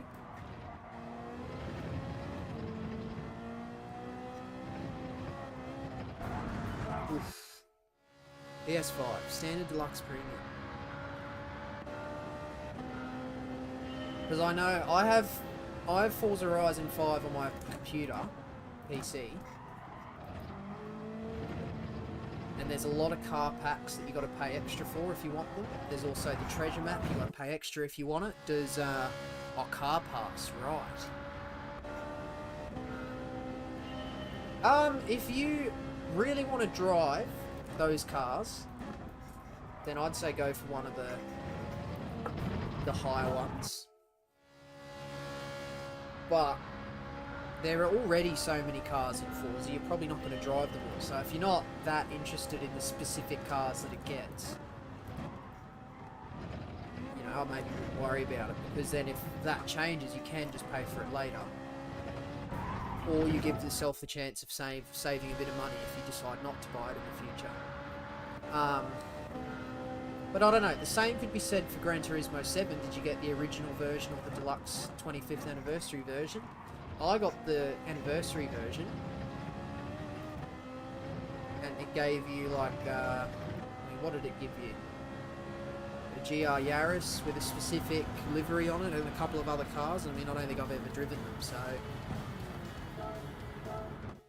you know, I kind of got it because I like the look of the box.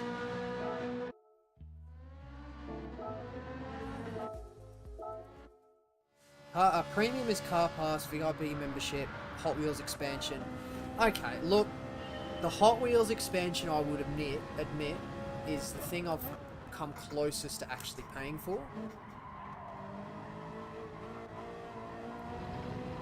Because I don't have that, and I see it come up on like the festival playlist and stuff like that. Stuff that I miss out on because I don't have it. I've thought about, well, why don't I just buy it? But I don't think I play it enough. Anniversary edition for the Steelbook. Yeah. Like, it comes in a nice case. That's worth that. Well, I don't know. Was it worth it?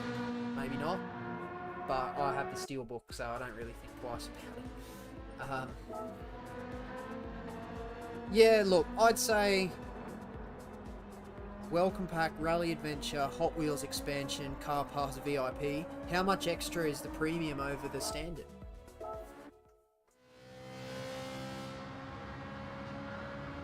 Is it like 20 bucks?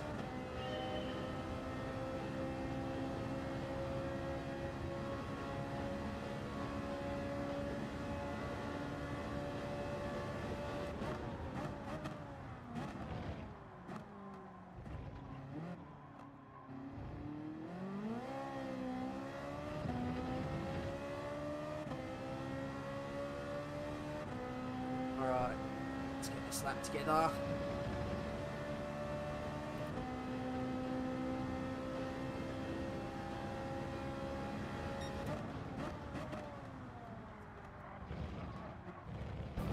Ah dear, too deep there. Too fast on the first part of the chicane.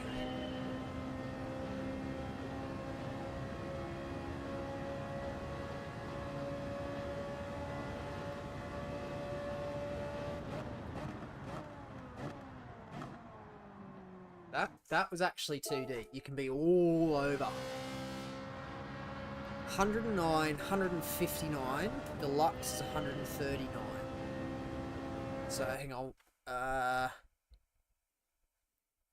Right, so premium is what, 40 bucks more expensive. I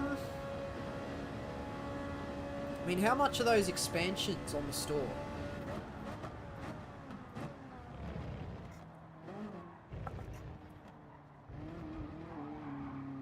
That was terrible. Look, I think the fact it includes expansions as well, I think that can make it worth it.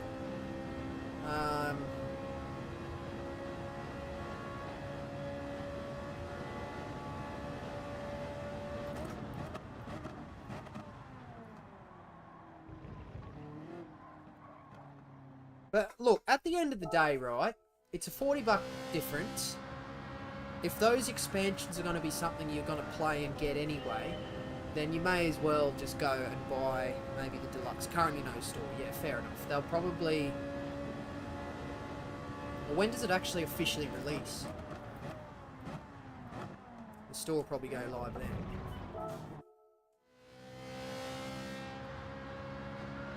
I mean, that's another point. I mean, what if they don't come onto a store and then this is your only opportunity to get it?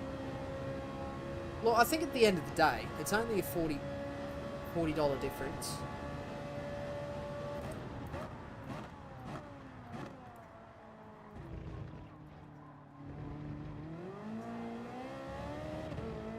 So if you're interested in those passes, I reckon go for one of the higher ones that includes the stuff. But also FH6 is in development. Interesting. Yeah, I've seen watched a video the other day of someone going through like all the evidence of the next Horizon location, and they suggested it was going to be Japan, Tokyo, Japan. Yeah, it's normally set in the whole country rather than one city, isn't it?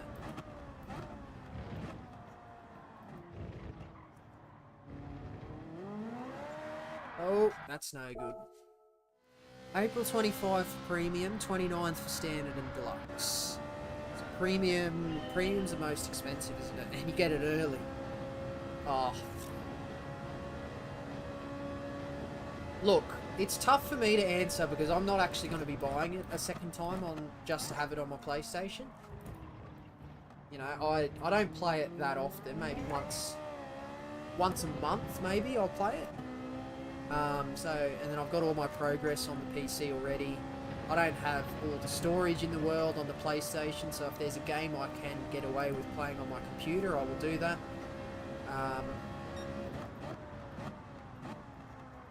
So yeah, I'm not going to be buying it again. So yeah, it's a tough one for me to figure out whether it's worth it. But I'd say my answer is, if you're interested in all of the stuff that the premium gives you, and you think that's worth $40, then why not? Oh my god. But yeah, the Hot Wheels expansion does look good, so yeah, I think if you're going to get the standard and then add on a bunch of stuff, you might exceed the $40 difference anyway.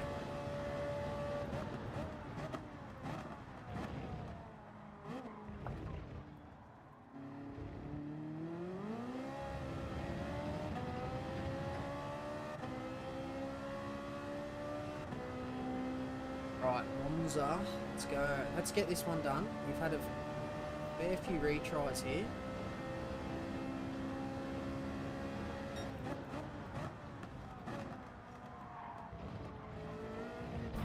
Oh my god.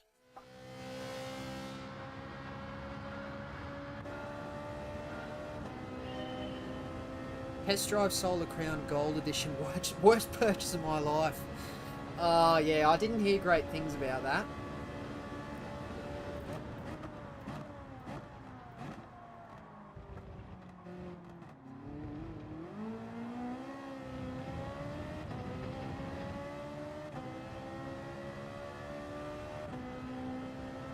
Yeah, I didn't hear good things about that game.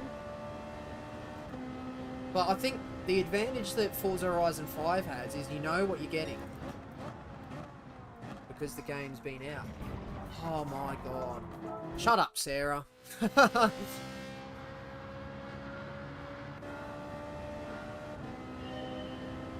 Maybe I should just stop pushing it so hard because I'm probably going to get gold anyway.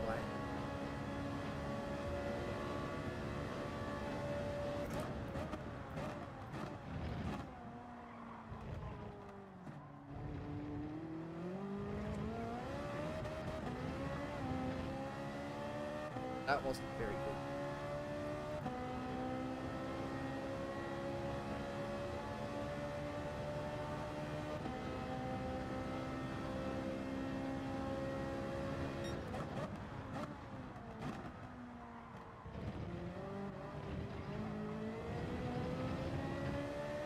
That felt good.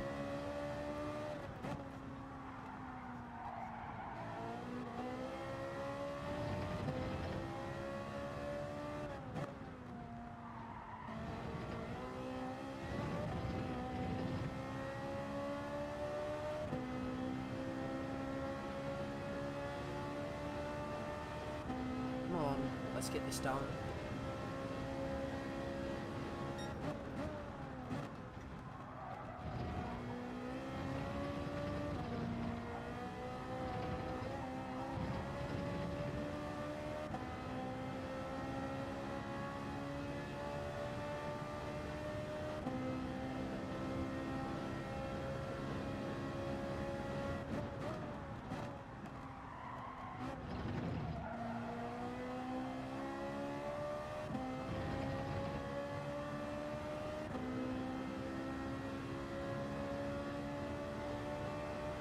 Yes, beautiful. We got it in the end. I think it's time for me to leave and sort out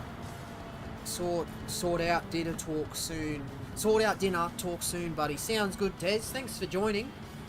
Yeah, it's been good. Had some good chats today. But yeah. Oh, look, I wish I could stream at a better time. I mean, obviously, this is the middle of a work day, so people don't tend to be tremendously available to watch and join in on the live stream, but you know, it's all good. Thanks for joining in, Tez. Enjoy your dinner. What's on the menu if you're still here? Right. Oh no, we've done that one. Deep Forest. Oh, we've done this one. Yeah, I think I've done a couple of these because there were times I needed credits. So, oh. Did I get credits for that? Don't know. I think I did. Well, hang on, what other one have I done? There was one other I've done. This one.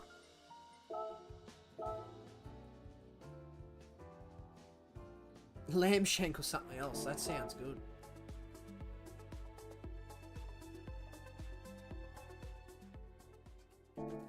That was weird. I got credits for Deep Forest. I hadn't even done it. What was the other one I did? This one? Yeah, lamb shank sounds good.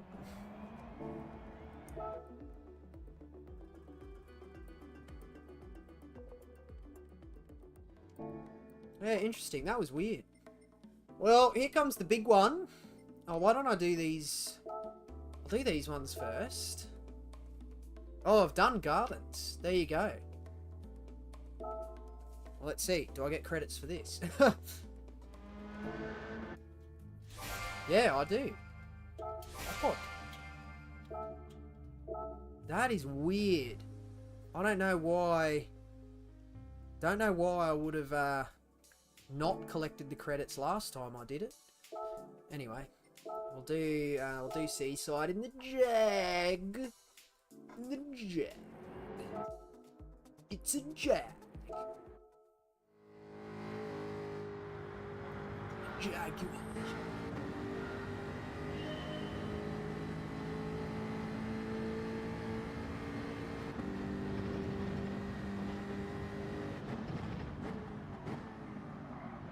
Oh.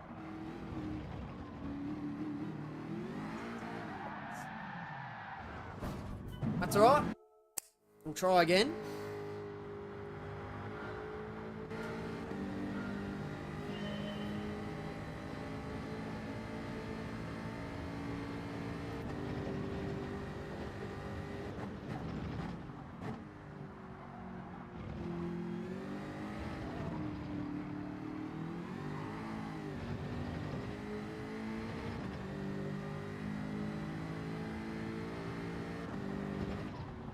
Oh no, the curve of death. Oh, remember that video from years ago? Remember when I did the BMW Z4 for manufacturers around this track? I had more trouble at that curve I just crashed on than I did at the chicane of death.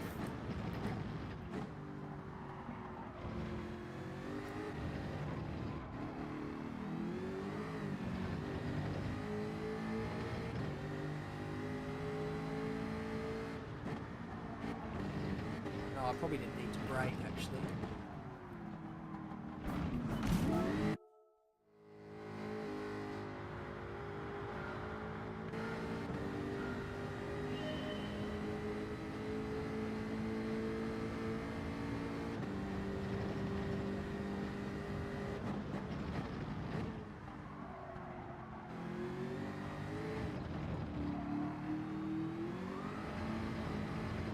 Oh, such a tough chicane with all the curves and bumps.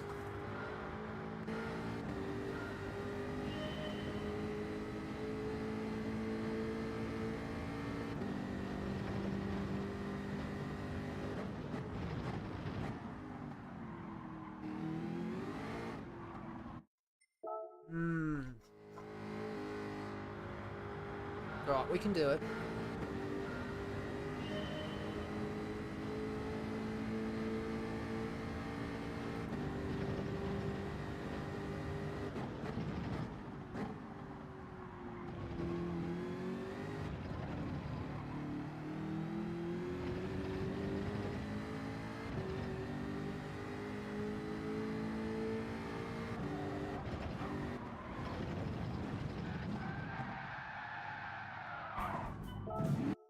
That was dodgy.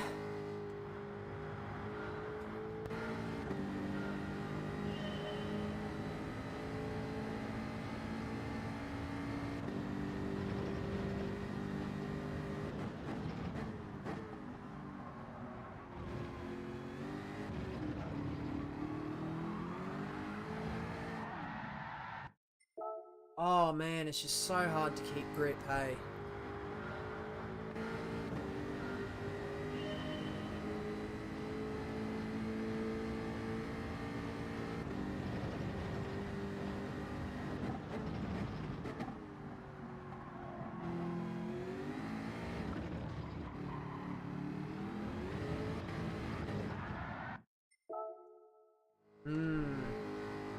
Let me try a slightly different approach.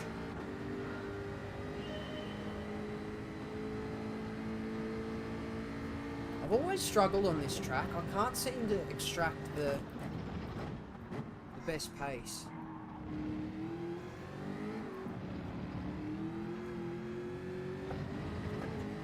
Oh, God, man. Huh.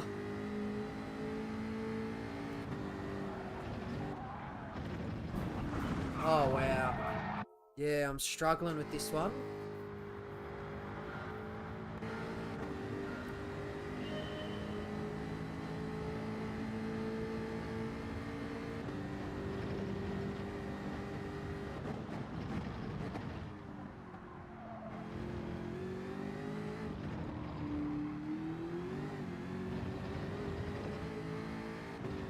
That was okay.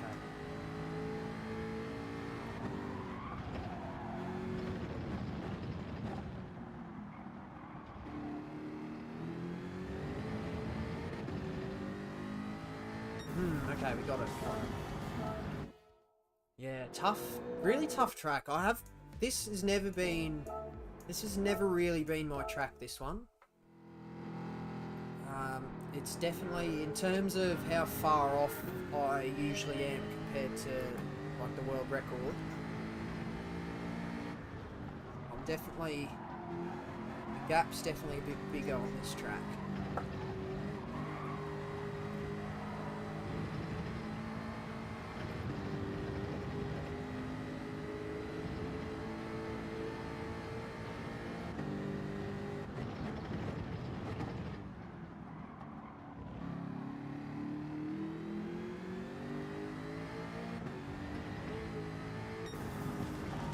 Oh, good.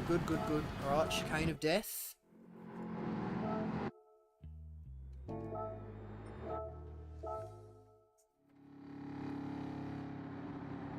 How many crashes are we gonna have?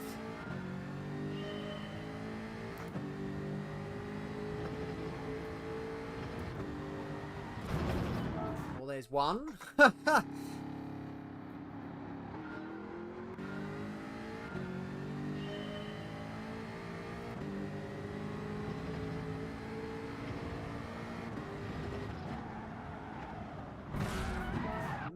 Pretty understeery.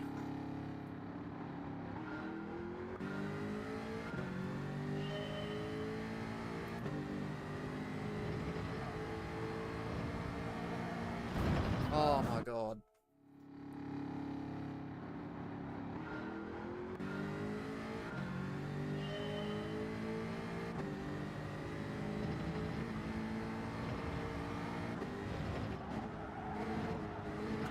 Oh. Yeah, understeery. I'm finding this really understeery. Trying, we can do it.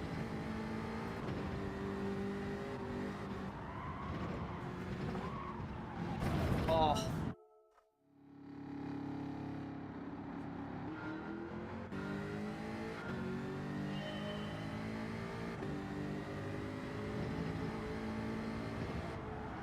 Oh.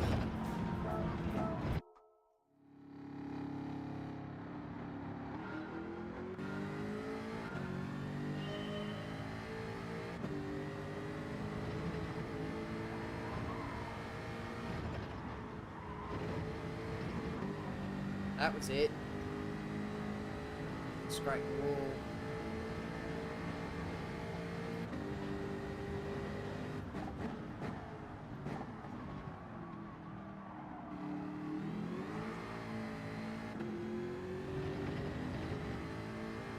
Might have just ruined that. Oh no, okay, I've seen it. Very good. Alright. See if we can piece the whole thing together. Really tough track in this car.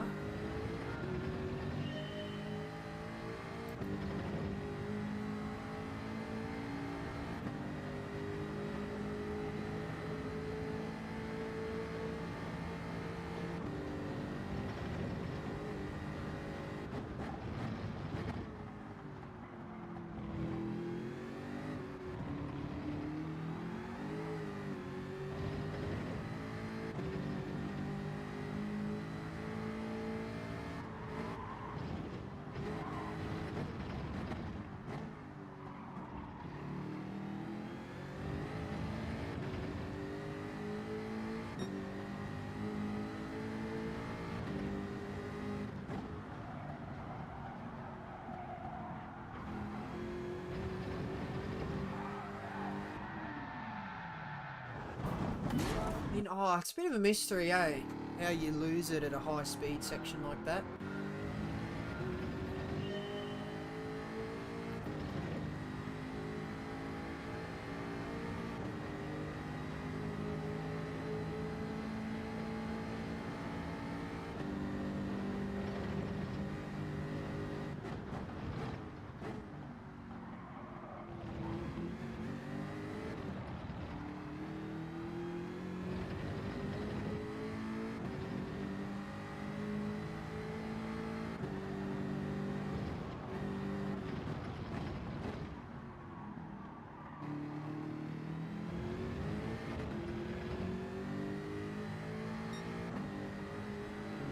That was a bad exit.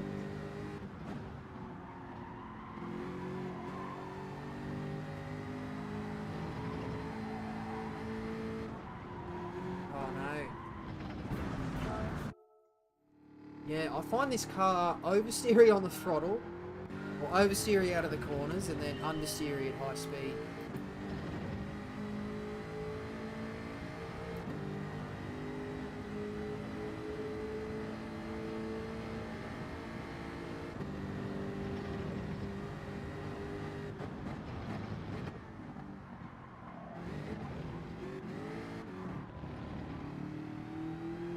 Oh!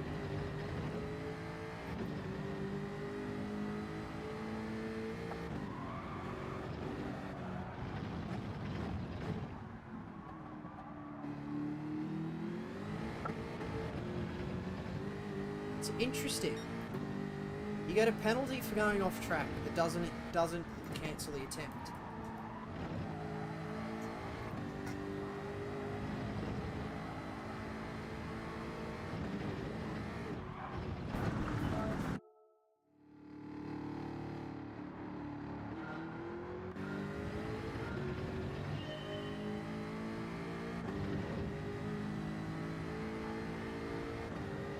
But it seems to take that inside curb pretty well.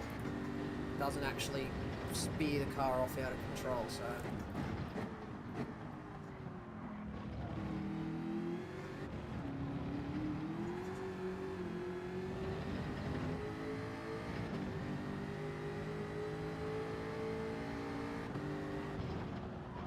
Oh no, got the turn in all wrong there.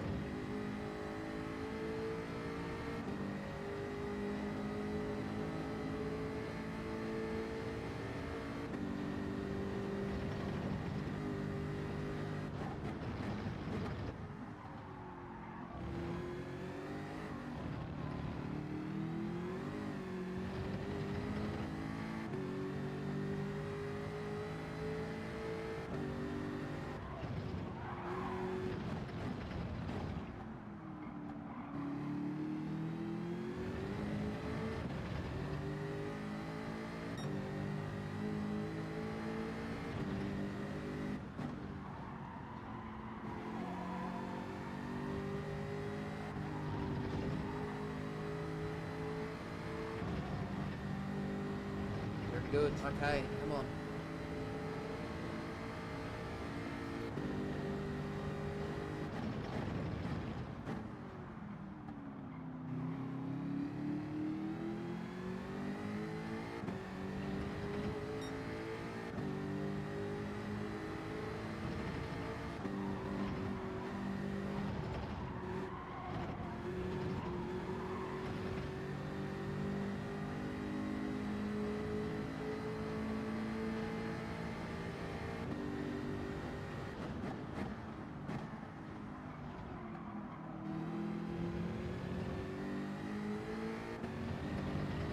That's got to be it. Come on.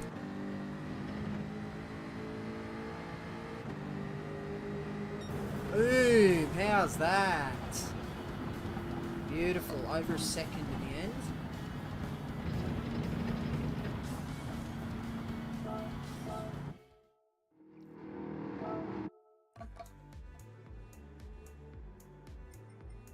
I mean, let's have a look at the world record. 36-0. Oh, 10th is only a 37. although big spread of times. See, you don't know anymore because every second update they reset all the leaderboards. So it can be pretty frustrating to try and work out, you know, where you actually are sitting, because everybody does it to get the credits once and then they wipe the leaderboards, and then, you know, you're not going to go back to it unless you're getting rewarded again.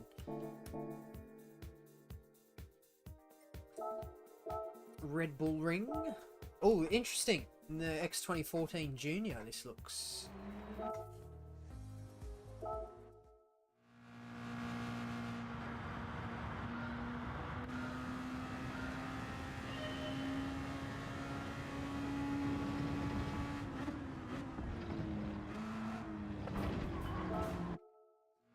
Right, this car's weird. I don't think I've ever driven this in this game before.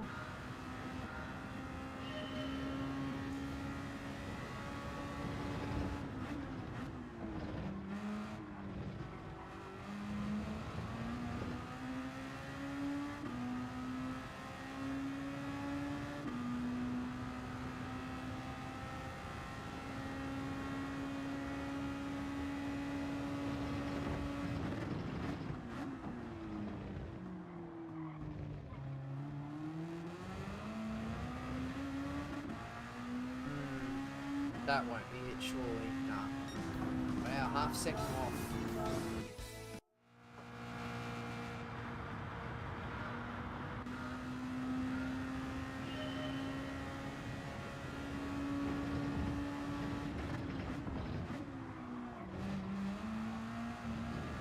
Oh, that was better. Definitely brake later than you think in this car.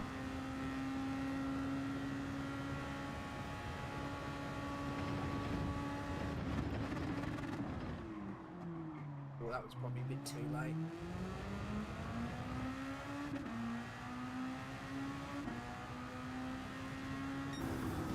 Yep, got it. Beautiful. Moving on.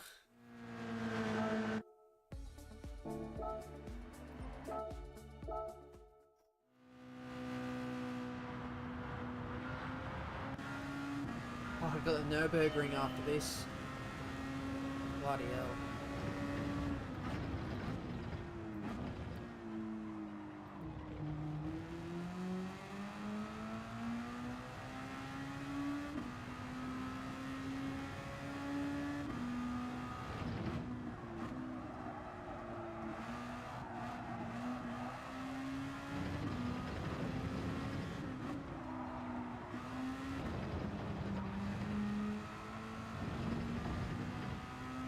I think I'm just too early on brakes. Only 10. Oh, whoops.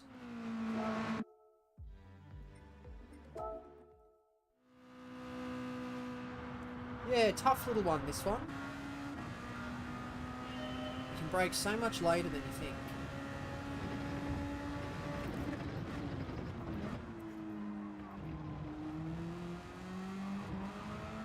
Oh.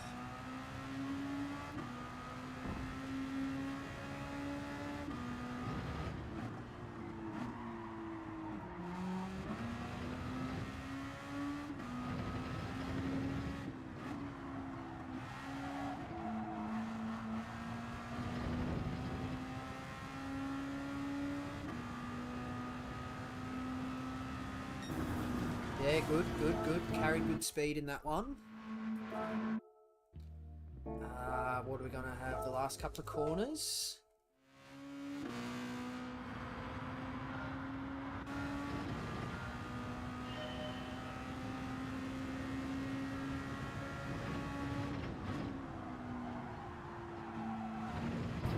Ooh, okay, a little bit late on the turn in.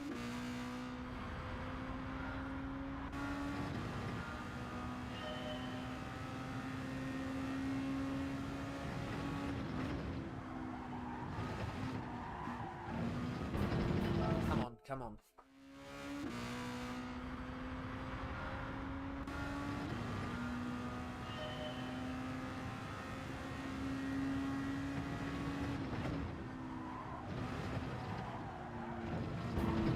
Oh, no. Get it right. Come on. Come on.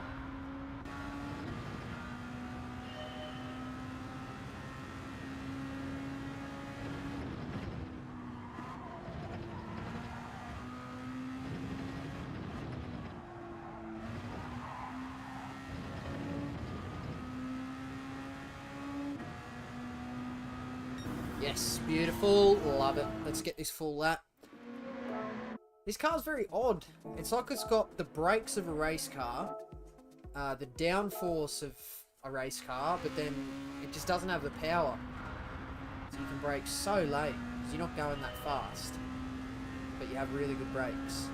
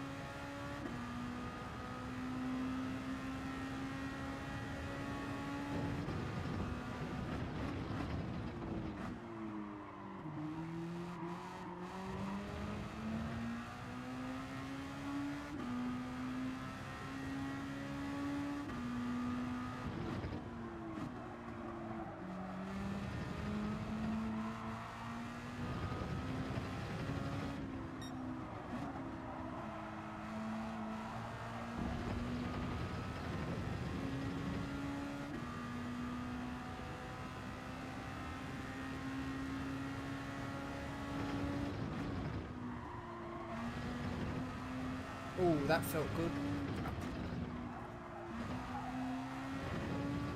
Oh, that was beautiful, the last couple of corners. That was really good. Oh, love it. Love it. That was very satisfying, the last couple of corners.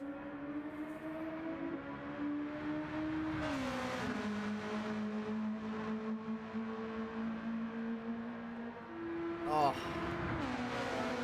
beautiful.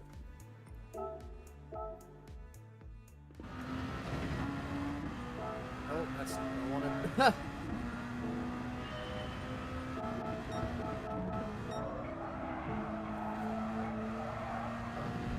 That was quite close to invalidation. These last couple of corners were amazing.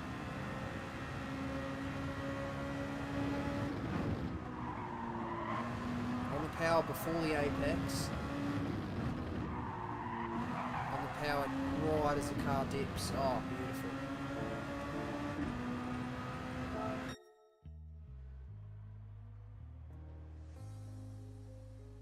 Clan Fever's Garage Video Games. Good luck doing these with the G29. Have fun. Thank you. Thanks very much, Clan Fever. Yes, it's the old trusty G29.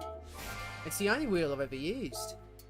Bear in mind, this is like my third G29, but I don't have any other experience on any other wheel because I can't afford any other wheel. Wonderful. Okay, well, that brings us to the Nürburgring. Oh, let's get this one done.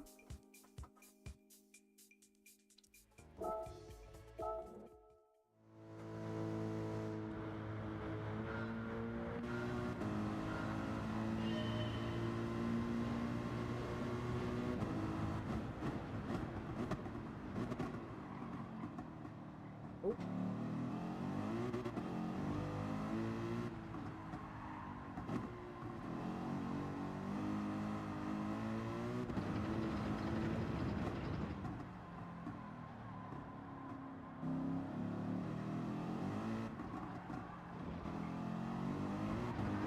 Oh, looped it.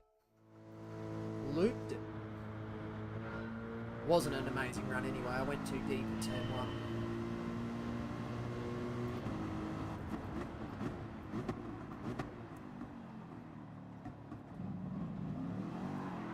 Oh. Right.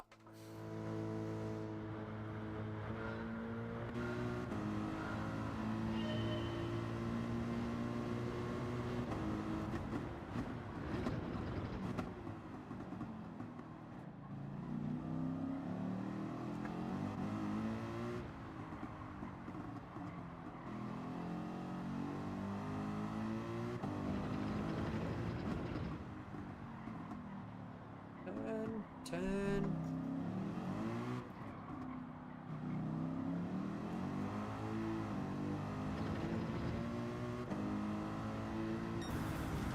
Oh, it's so close. We'll take it. We take it.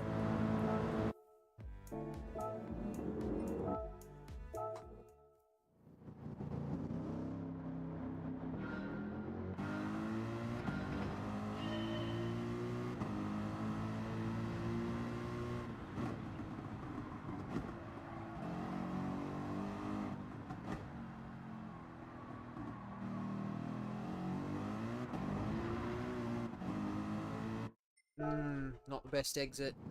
Come on. Come on.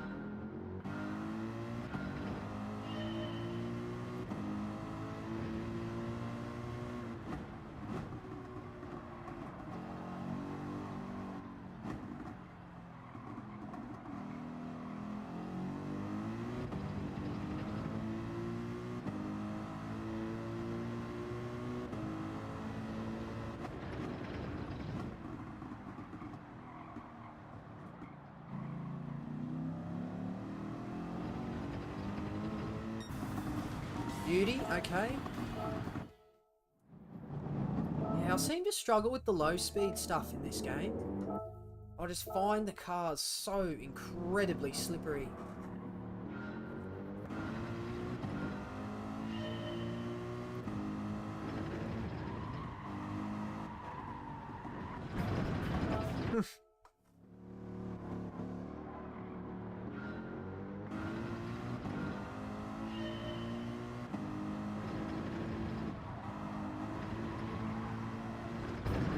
Oh, come on.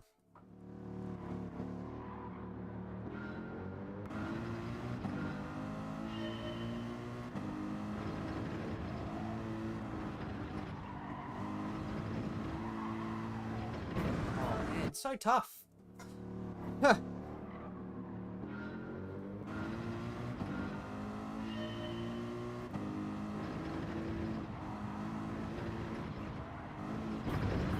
No, come on.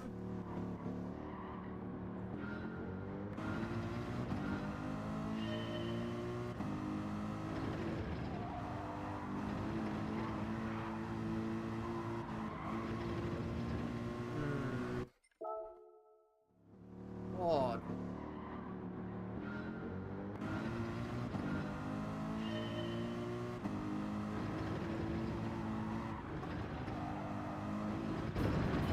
Oh, come on. Yeah, this is getting frustrating.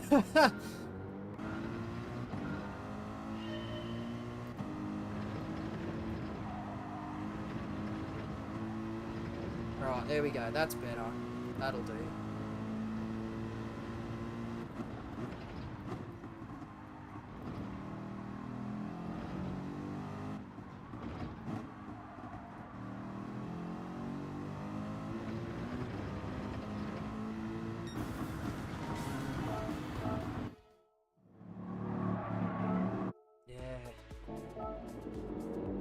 What's McEwen getting?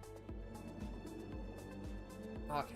He's only like maybe 2.5 tenths faster. Take that. 28.0. Oh, I'm sure he's probably launching this chicane like there's no tomorrow. Don't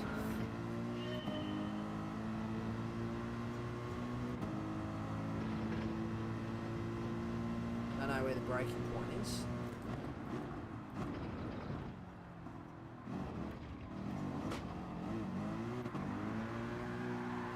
Oh, come on. Come on.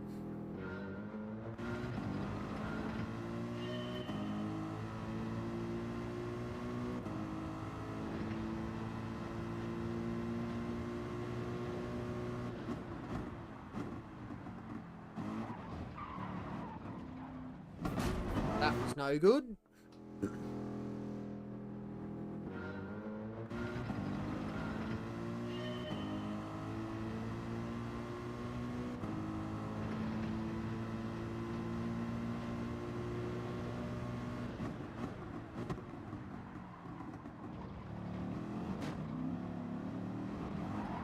Oh my god.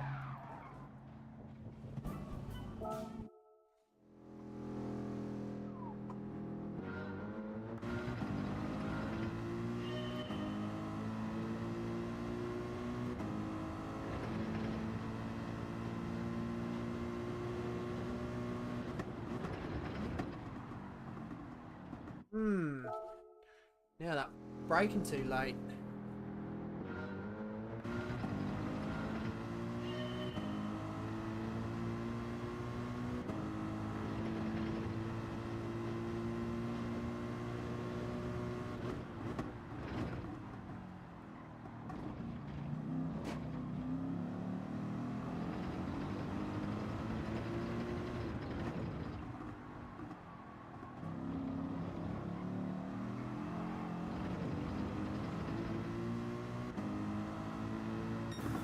Oh, okay. Full lap now.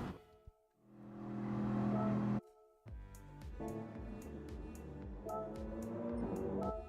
mean, what's McEwen? 53.6. God.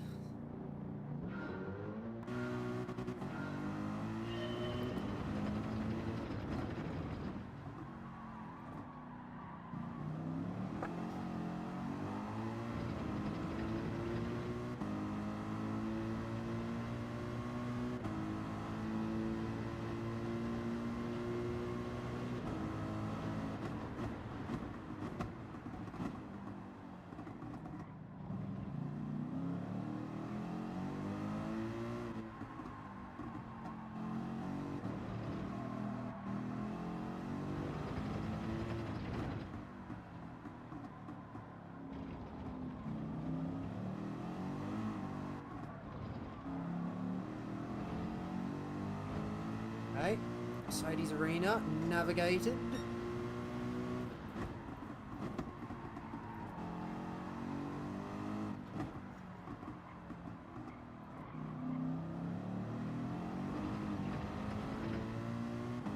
That was good.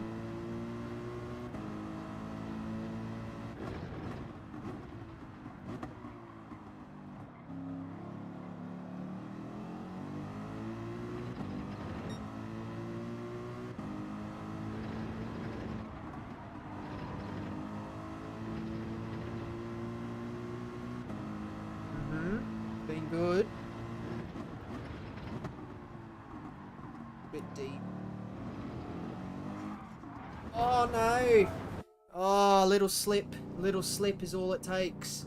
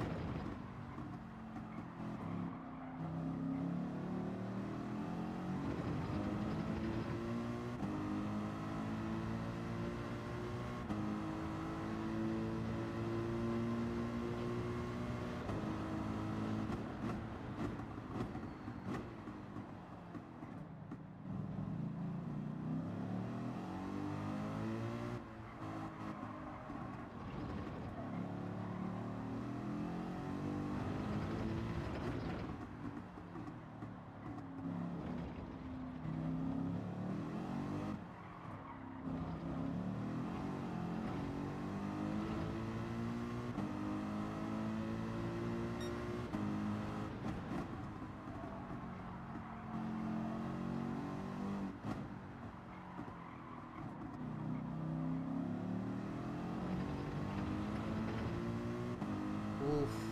Come on.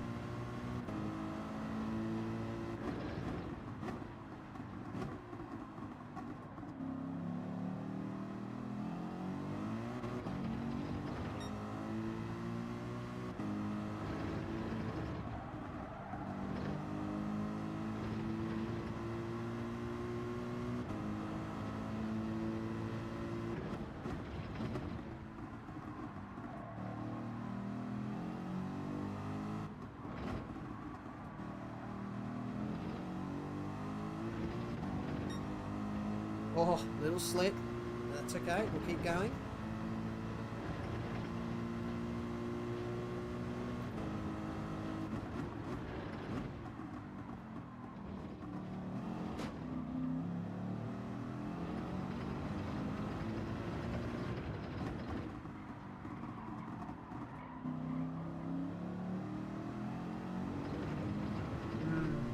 So, gotta be so careful.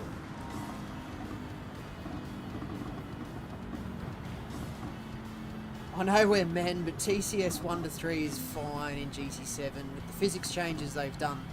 It is actually quicker, especially if you keep having the rear end go on rear-wheel drives. That's true, yes, yes, definitely. I've always played Gran Turismo without TCS, and I feel as though if I want to try and develop my skill at actually driving the car, not having TCS is better for that. Obviously, the side effect is I spin out a lot. But I was talking earlier in the stream. My throttle pedal is actually like a bit dodgy. I'll just show you quickly. When I was finding, and I'm talking about the actual throttle physical pedal on my G29. I was having trouble with flickering. So you can see here, my maximum accelerator input is only at 80%. So I've got essentially 20% dead zone, which vastly reduces the throttle like travel. I've got less pedal travel for 100% throttle. It makes it more sensitive. So yeah, I really need to be buying a new wheel. But yeah, it is a fair point. There's definitely been a couple of cars like the what's the new the new like Formula 1 type car they added recently. I just forget. The F1500 TA is the old one, and then there's the new one. That I needed TCS to be able to drive.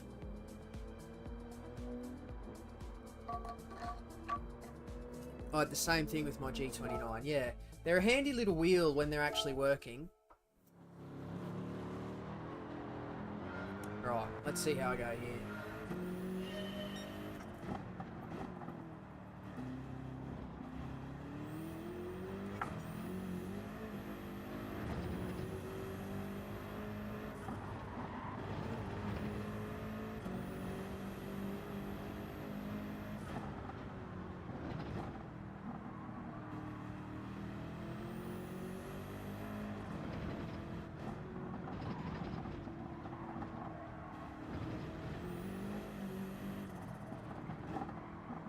Bit wide. Oh no, I just had the line all wrong then. Bit of cloud, not going to have some rain trying to do our circuit experience, are we? And that's too deep. The other part of my driving I struggle with is picking out the right braking point. I seem to consistently struggle with that.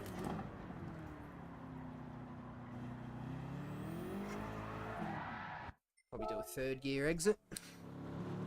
F3500, that's the one. Thank you very much.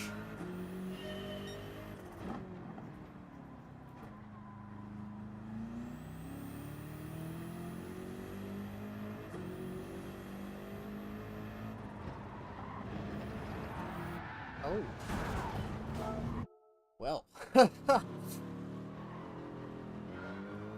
I'm the same, but some cars are just trash. The new F1, yeah, there you go. Definitely quicker with TCS, yes. Absolutely, I agree.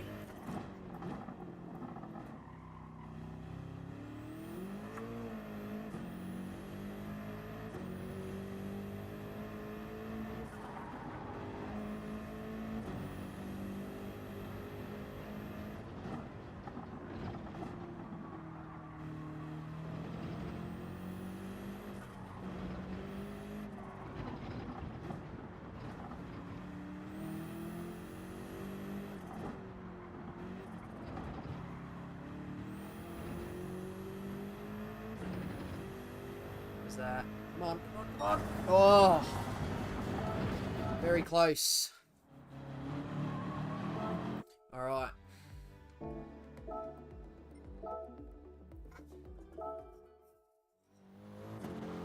5 million credits for passing this one though.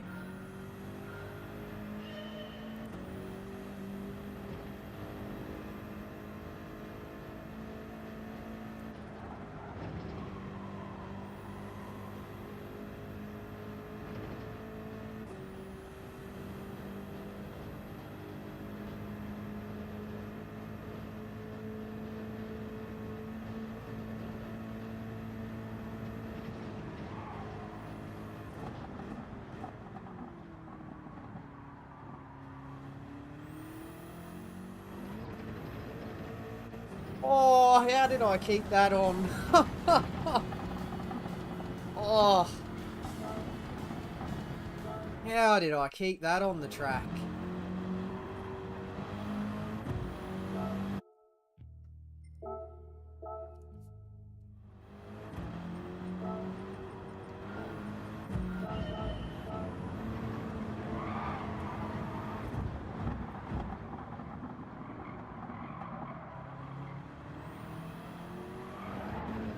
Oh, man.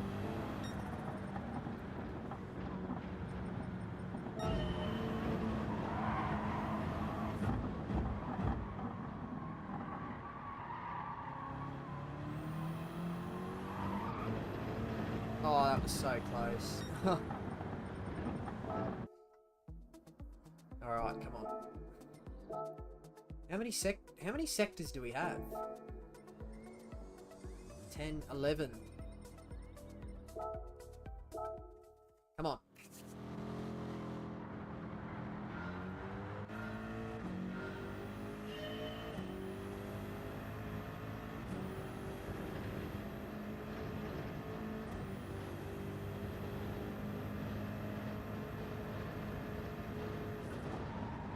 Oh, nah, that was all wrong. Not as much grip as I thought then.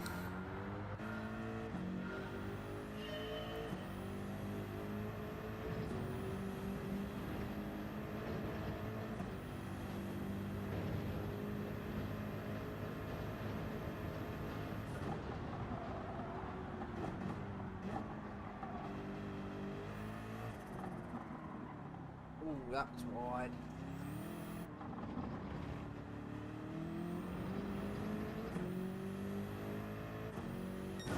Yeah, no, I'll have to try that one again. I went too wide halfway through that.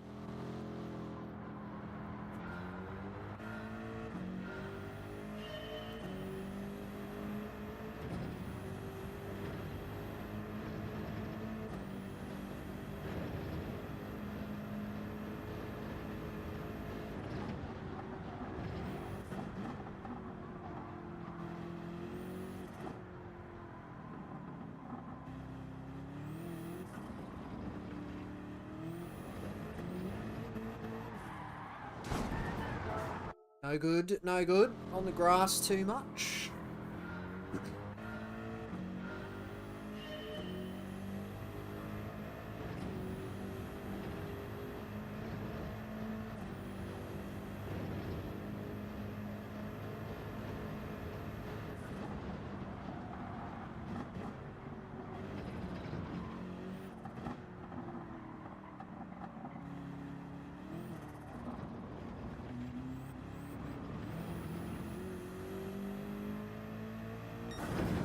Go, that was good. Met that apex a lot better in that one. Sector 4. Right.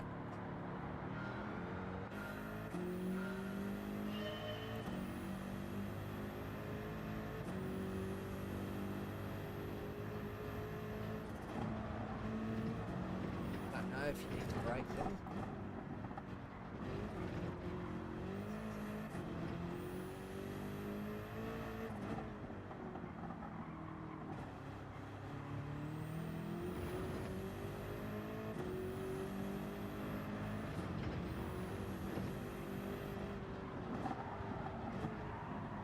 No. Do need to do a little bit of a break into there.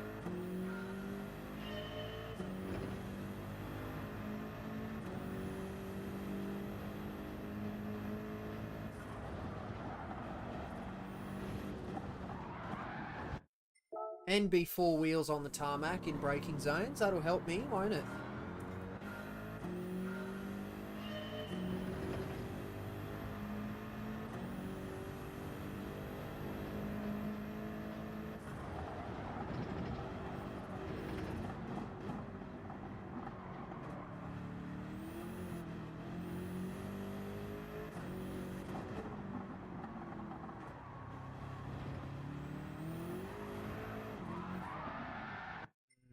Yeah, stepped out on me.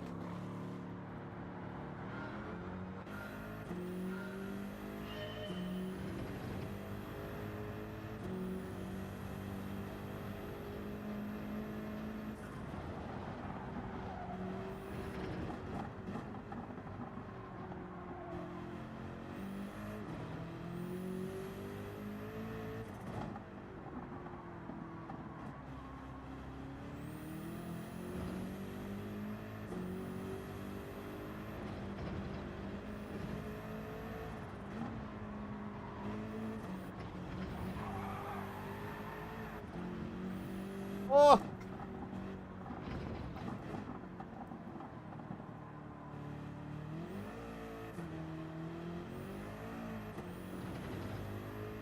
Oh! I was gonna say gold with the drift. Not quite.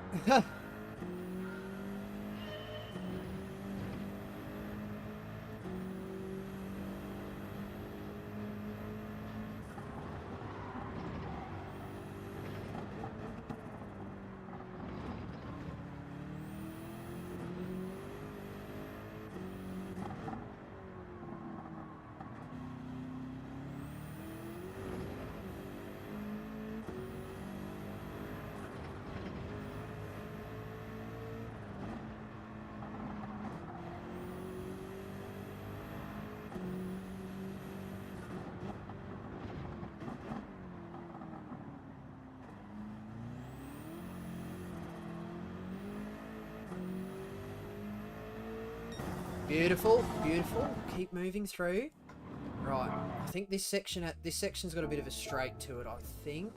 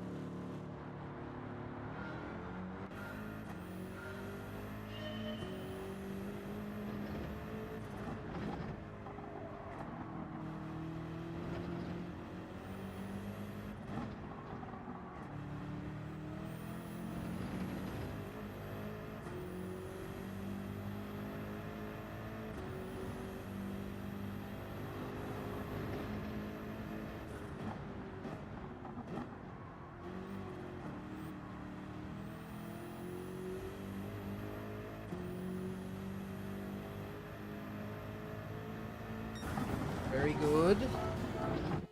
Alright, this was the straight. That straight we just ended on, that's what I thought that would contain. This one does, though.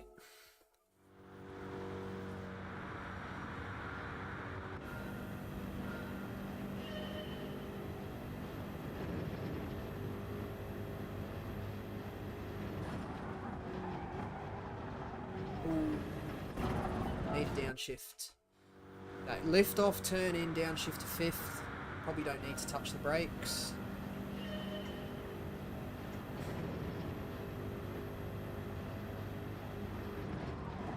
Little dab at brakes. Yeah.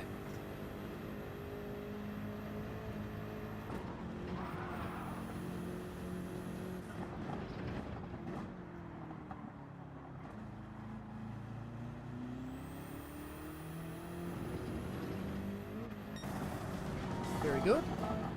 Alright, carousel. This is going to be touchy on the throttle. I already know.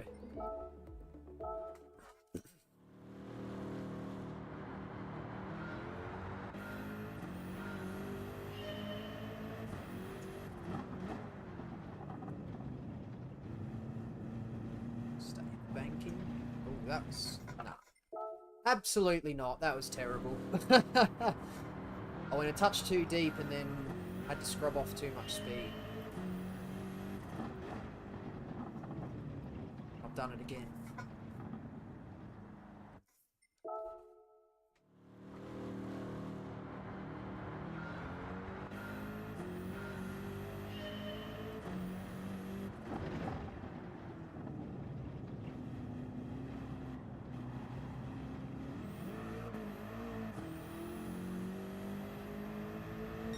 Ooh, okay.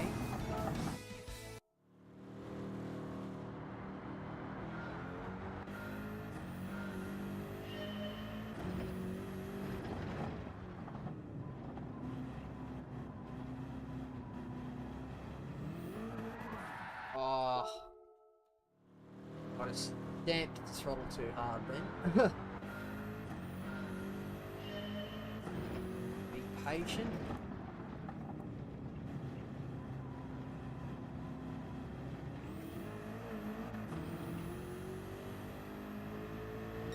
Oh, good, good, good, good. about carrying the speed.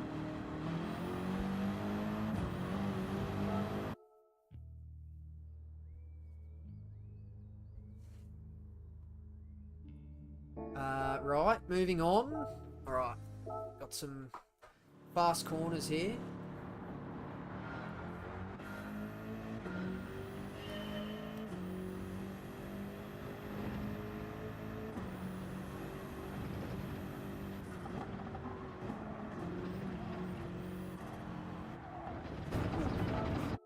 Don't touch the curbs.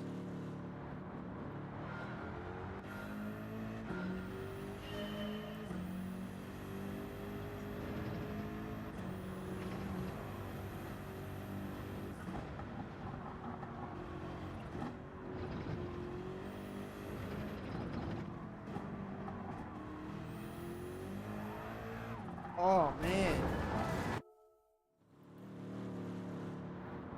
Come on.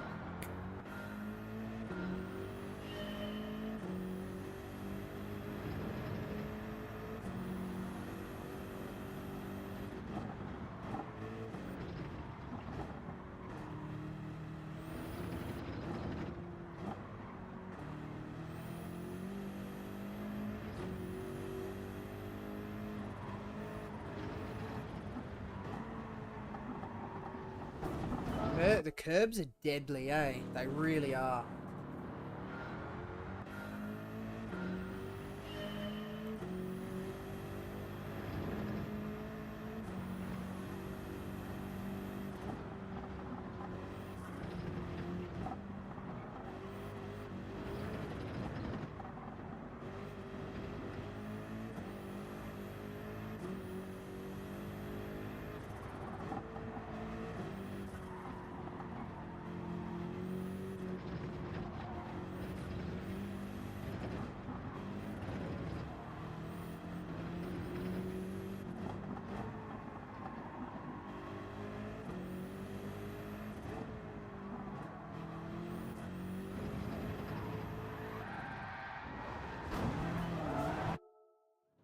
Come on, we can do it.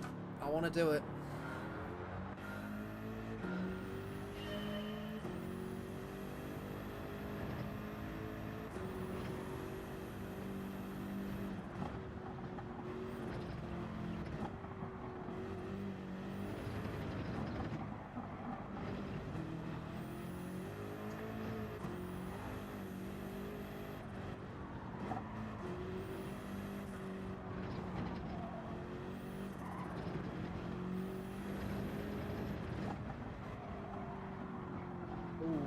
Bit wide. No. Too wide, too wide.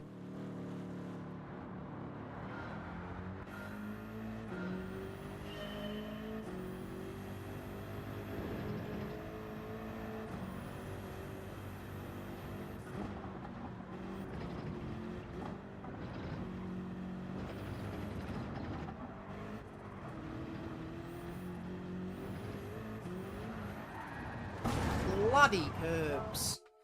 Bloody curbs, eh? They're so high.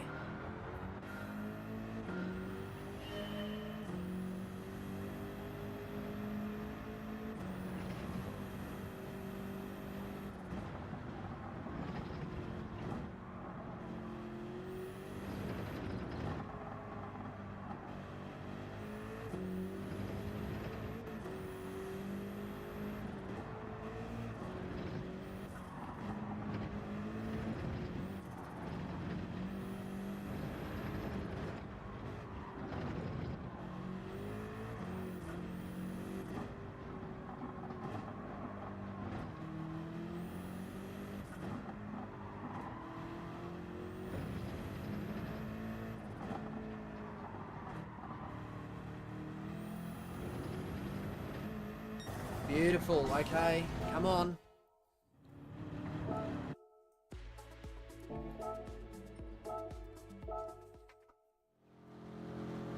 I just can't imagine driving this truck in real life at night in the rain.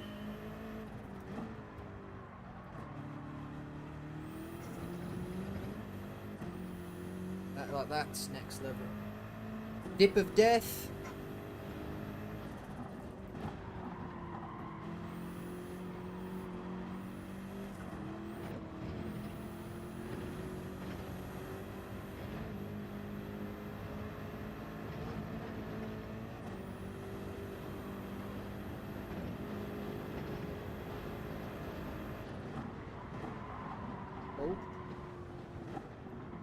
That was a bit wide. Come on. Still got it. Beautiful.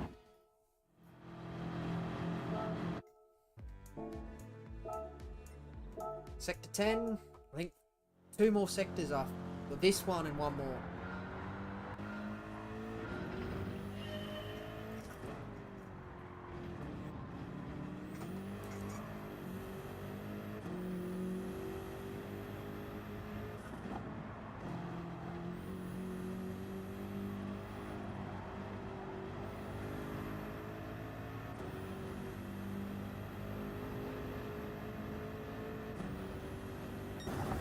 Very good. Come on. Last one. I don't think it'll make me drive down the straight here. Oh, sector 11.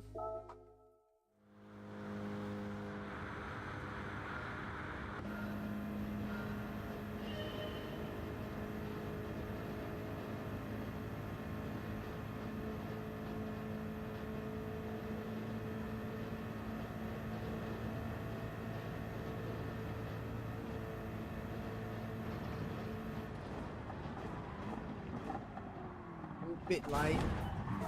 Not too far off though.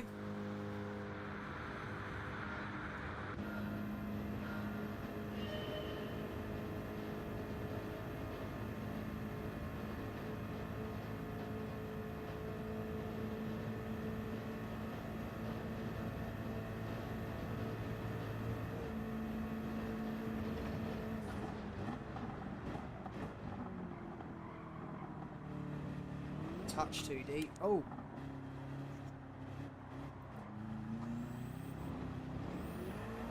Oh. I don't think that was going to do it anyway. I went too deep.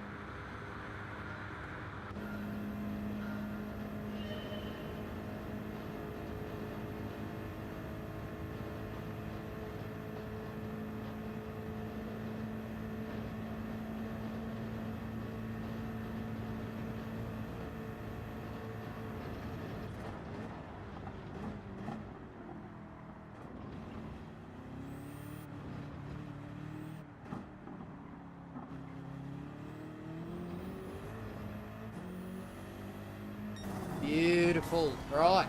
The big one. The biggest circuit experience in the game. 1 lap attack. 6:37. Let's go. Come on. First try. Maybe.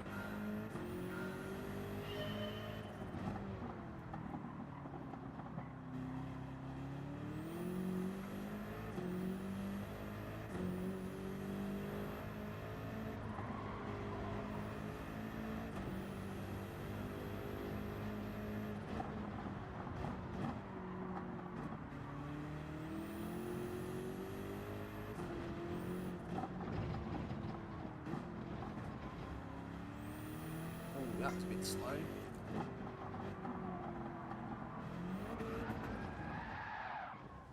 Come on. Second try. Come on. Second try. That's the magic. The magic one. That's what it's all about. Come on. Third try. That's what it's all about. I want this.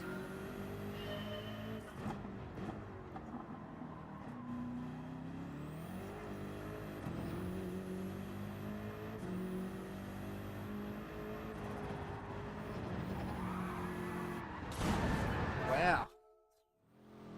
Come on. Fourth try. That's what it's all about.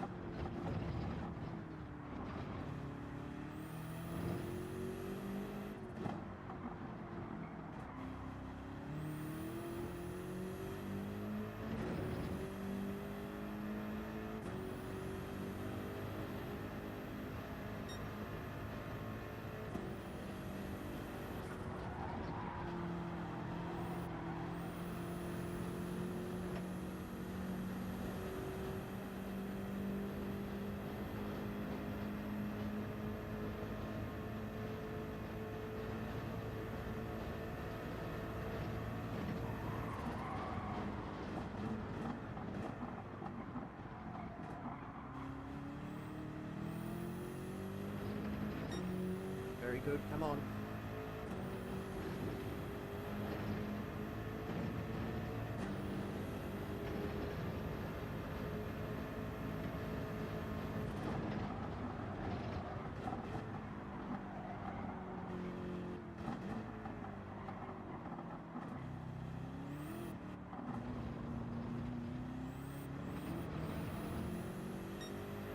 Maybe that was a little bit slow.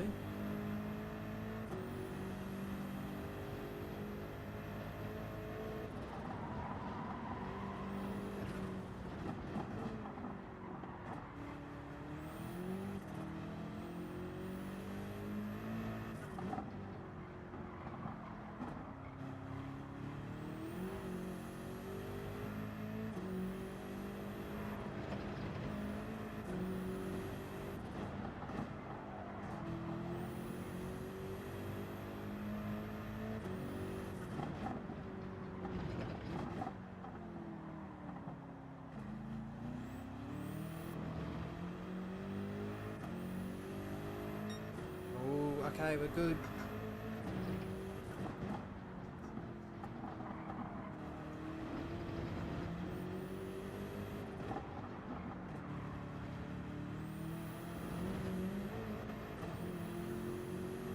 So easy to spin out doing that.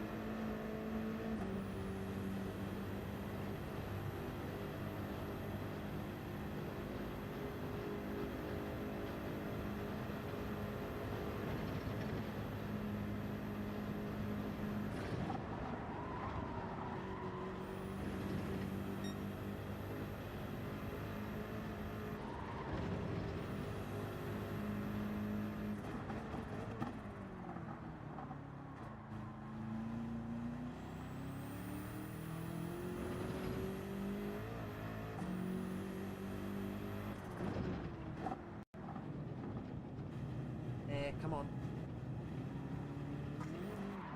Oh! Oh! Damn it! That's alright. It's alright.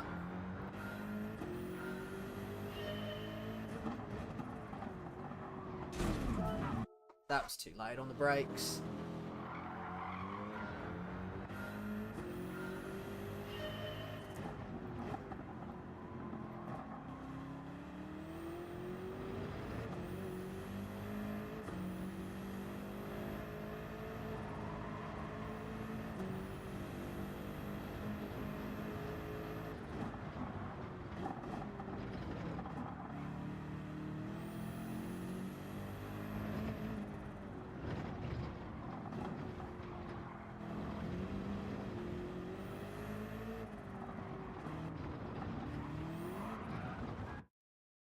I did that on purpose. That spin out then.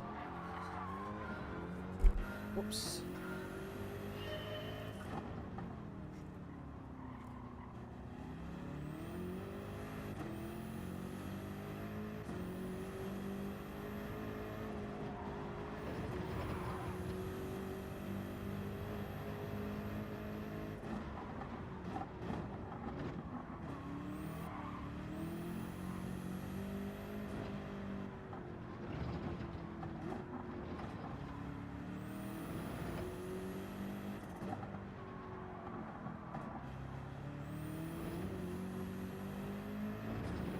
Ooh, come on.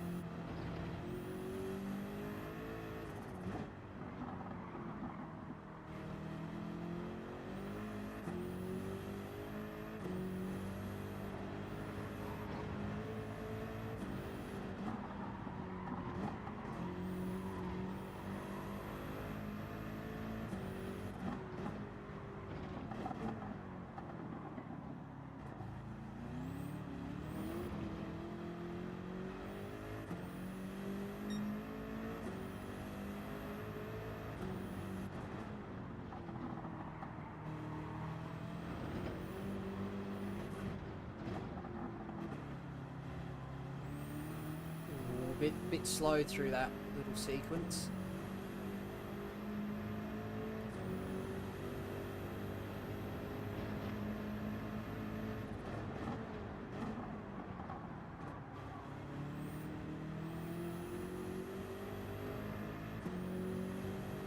Keep on with it.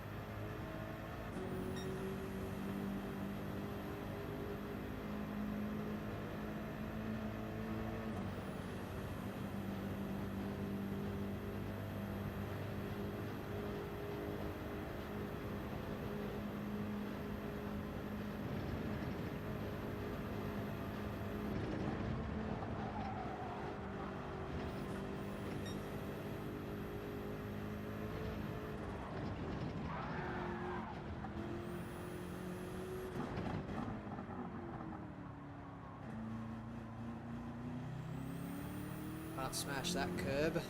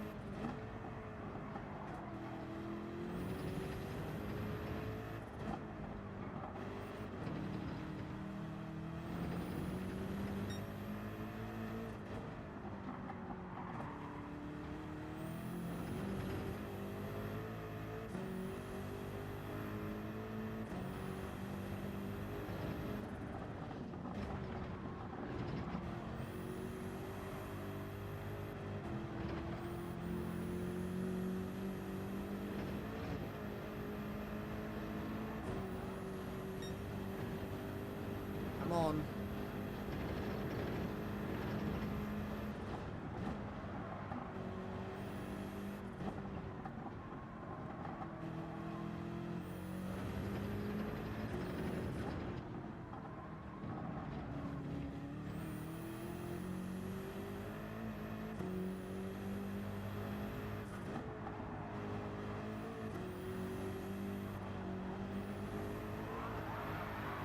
Oh no!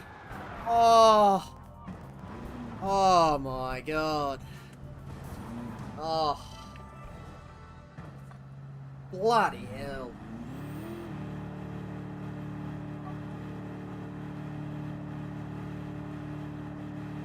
Oh! Disaster stations. It's alright, we'll go again. Come on.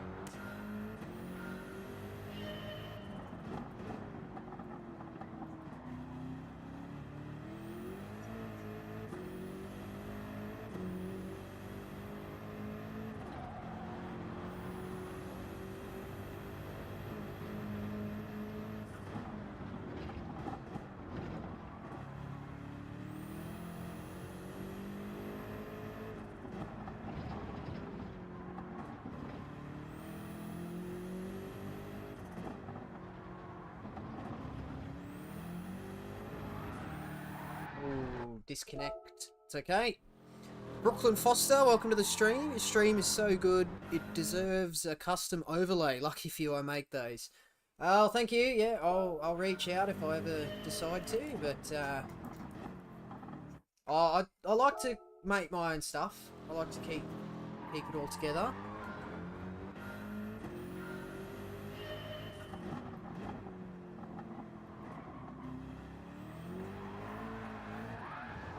No. Get back in the zone. Come on. Come on.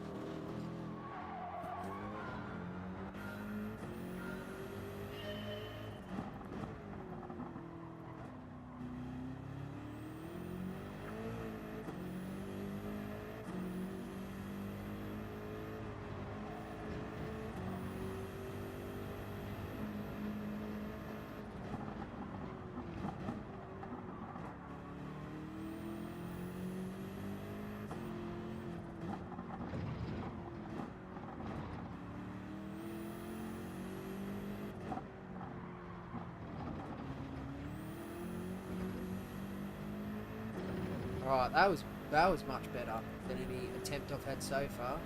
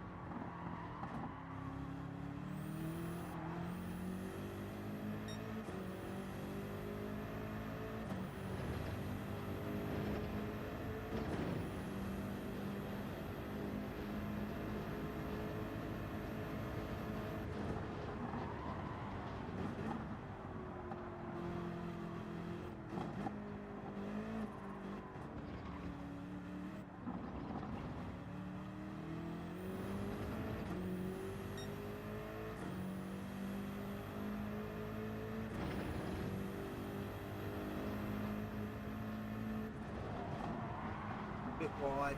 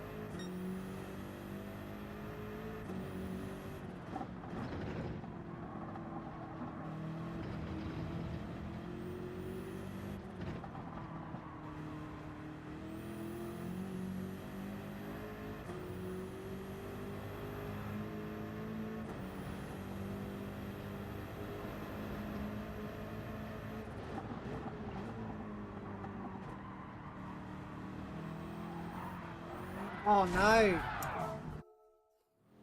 Come on. Come on. I can do it.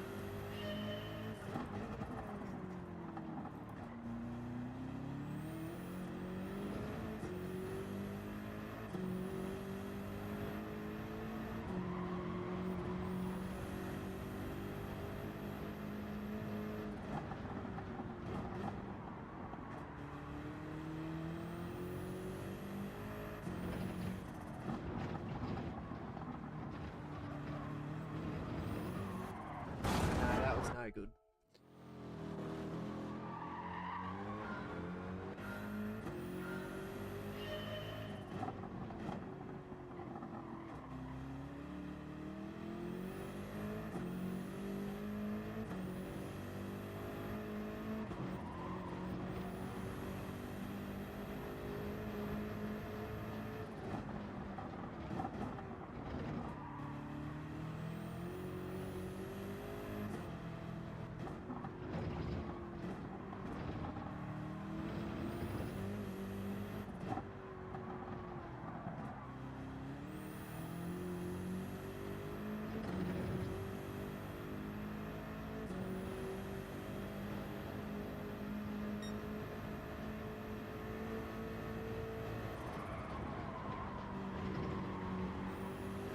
Tucked wide, wasn't as fast as my other ones.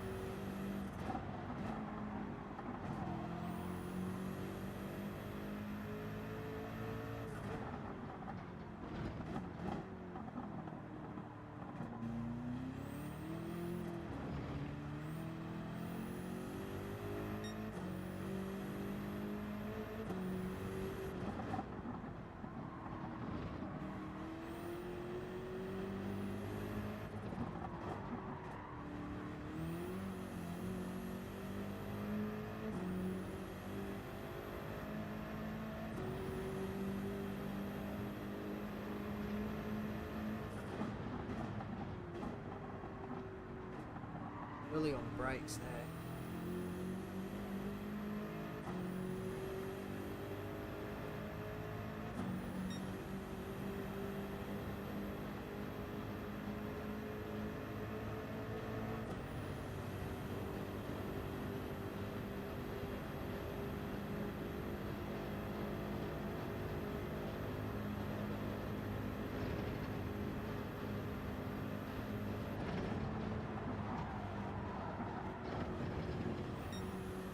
Oh.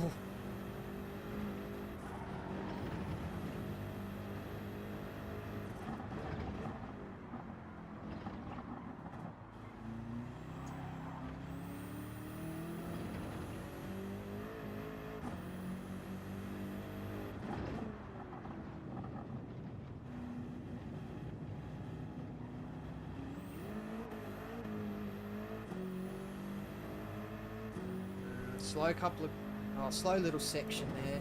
Let's keep going.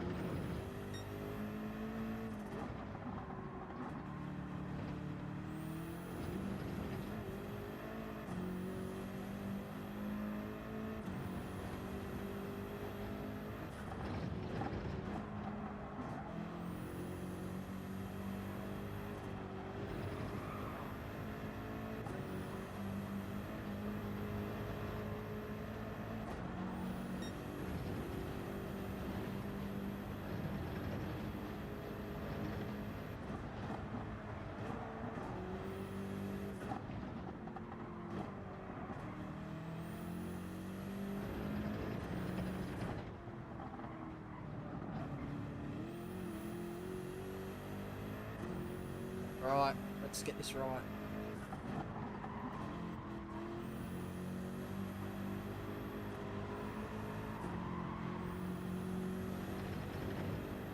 Alright, come on. Come on.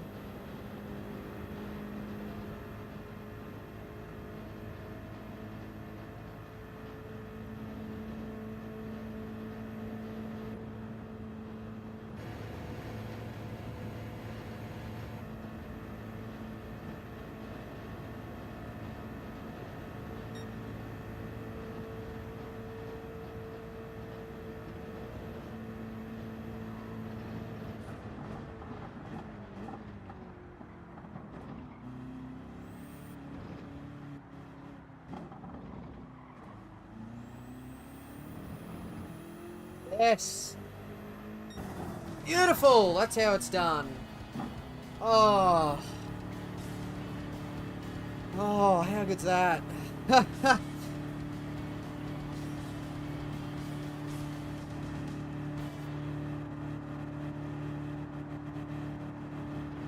Oh, excellent. 6:28. I mean, the world record's probably like 6:15 or something ridiculous like that. 6:18. Oh, you bloody go, eh? Oh, we did it. We did it.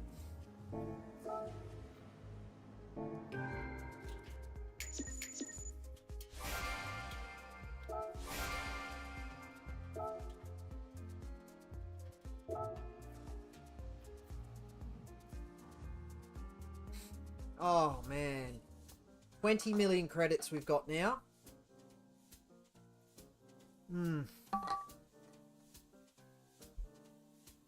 Oh, that's all of that circuit experience done. We've just got these, but I think I might leave these for another time. So I have got to get off. Well, I could be taken out of context, couldn't it? I have to get off stream and go and do some real life things. Oh. 20 million credits though. I think I want to be able to... Oh, hang on, I've got this reward too. Pardon me. What do we got in here anyway? Oh yeah, 2 million for that. What else we got? Okay. Got this time trial. I don't know. I don't know about Eiger Nordvand, eh? I think it was such a missed opportunity that they only brought the short track to this game. Yeah, like where are the rally circuits? I mean, that said though, the previous track added to the game before Eiger Nordvand was Lake Louise, and that's a rally circuit. So, I mean, I think if we got Eiger Nordvand with the rally layouts, you would have had a group of people, and honestly I probably would have been one of them, saying, oh, we just had a rally track and now the next track you add is also a rally track. Like, where is Silverstone or Monaco, for example, as tracks that could be added to this game? So, yeah, I don't know. I guess it just goes to show you're probably going to complain no matter what they do. Oh, dear. Let's just see what rewards I have, because I really want, like, a Ferrari invite or something. Because, yeah, I want to be able to buy those cars. A Bugatti invite? I'll take that. Yeah, okay. We'll have to go visit the Bugatti dealer and see if there's anything there that I can now buy with all of my new credits.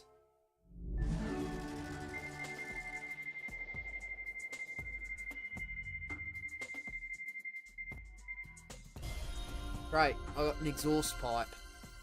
Wonderful. Oh my goodness. A racing silencer for the AMG GT safety car? Wow, that's made my day. Let's go to the Bugatti dealer.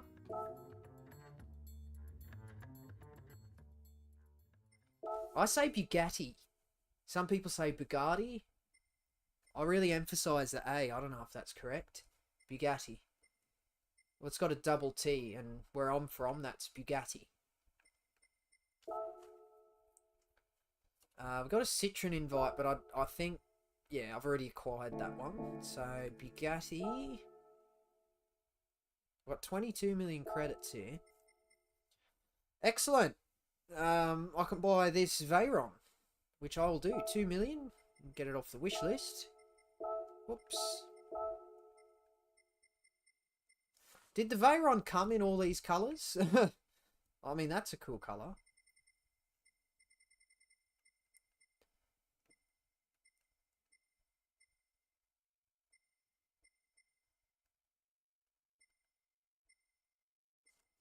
Light green metallic, dark green metallic. I mean, that's cool. Like, that's a nice subtle nod, isn't it? Bit of Hoovy's garage action, although I think he's got, instead of Bugatti dark blue, he's got white.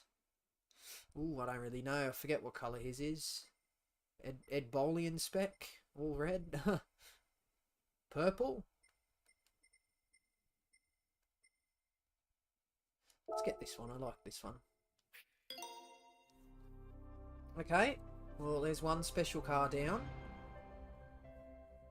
The invite system is so ridiculous. That's so stupid. So stupid. Because now I've got this for like, what's this, a month? I want, oh, it's the Porsche invite is what I want, because where is it here?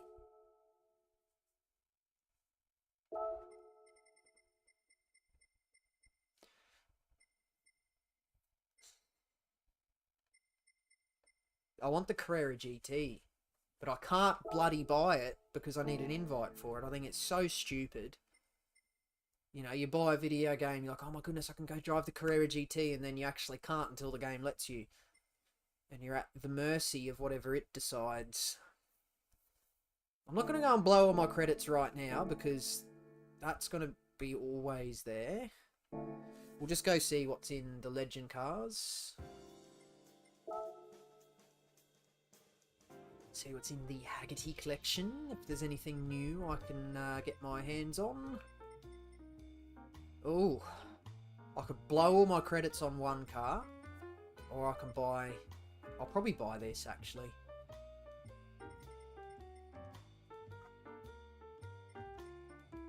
I'll buy this, I think. Yeah. Not acquired. We'll buy this, and we'll buy the Nissan. And then I think that'll be it for now. I know I don't want to blow all my credits just immediately after getting them, but... You know, I want to be able to collect these high-end cars, and I'm not going to be able to do that unless I get loads of credits.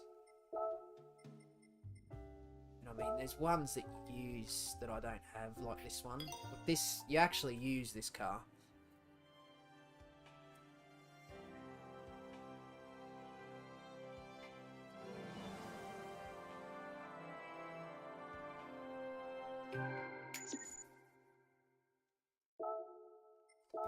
Ah, right, well, I think that'll do.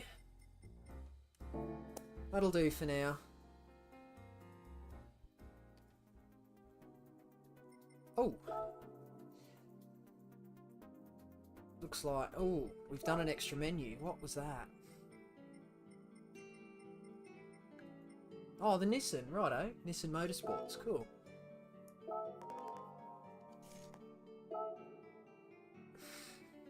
Lovely. Oh, that's always handy.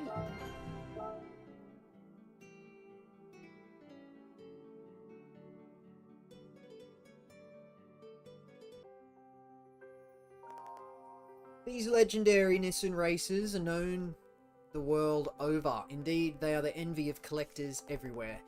Longtime veterans of motorsport, Nissan has been racing its cars since the 1930s. Among its many great achievements are the first-gen Nissan Skyline GTR or Hakusuka, which dominated GT races in Japan, and the first-gen Fairlady Z of Safari Rally fame. The Skyline Super Silhouette was a contender at the Super Silhouette, a popular Japanese series of the 1980s. A major feature of this series was that it placed few restrictions on its road car contestants. Based on the 6th generation Skyline, the Super Silhouette received various aerodynamic parts and a powerful turbo engine that propelled it to numerous victories, with Masahiro Hasemi behind the wheel. After the Super Silhouette series ended in the mid-80s, Nissan set its sights on Group C endurance racing. At the time, Group C racing was the most hotly contested category at the Le Mans 24-hour. This R92CP was one of Nissan's greatest contributions to the legendary category. Although a change in regulations barred it from Le Mans, it raced the All Japan Sports Prototype Championship in 1992, beating out the competition to take both the drivers' and constructors' titles. In the 1990s, Nissan focused its efforts on tearing up the track at domestic touring car races, and with the revival of the Skyline GTR, it really took the Japanese scene by storm.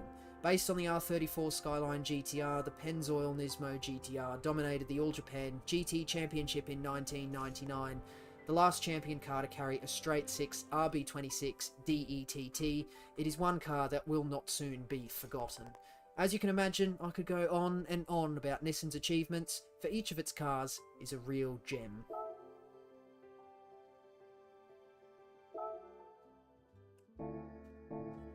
Right, with that all over and done with, we'll just go and see what this ticket is, and then I think we'll call it a day. We'll call it Wednesday, I think.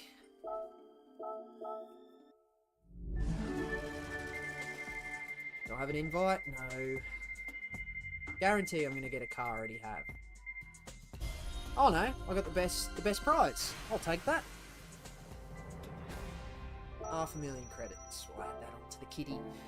Right, well, I think I'm going to call it a day. Thank you all for tuning in and joining. We'll be back with a part 3 of Circuit Experience, where we'll go through the Asian and Oceanian tour.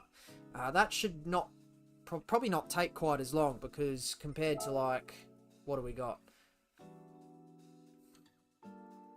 Does it say? yeah, 16 locations. I've got 9. So, you know, this one took like 3.5 hours to get through most of that. Probably 4 hours if the ones I had already done hadn't been done and I had done them today. So 9 locations, I don't know, maybe 2 hours. Should be pretty good. We'll be able to do some other stuff in that stream as well. But yeah, that's going to be the end of this one today. So do hit that like button if you enjoyed, and do subscribe if you'd like to see some more streams from me. Do leave a comment as well, as questions, comments, and constructive criticism, as always, are very much appreciated. But that's going to be the end of this one today, and that means that is it from me. So once again,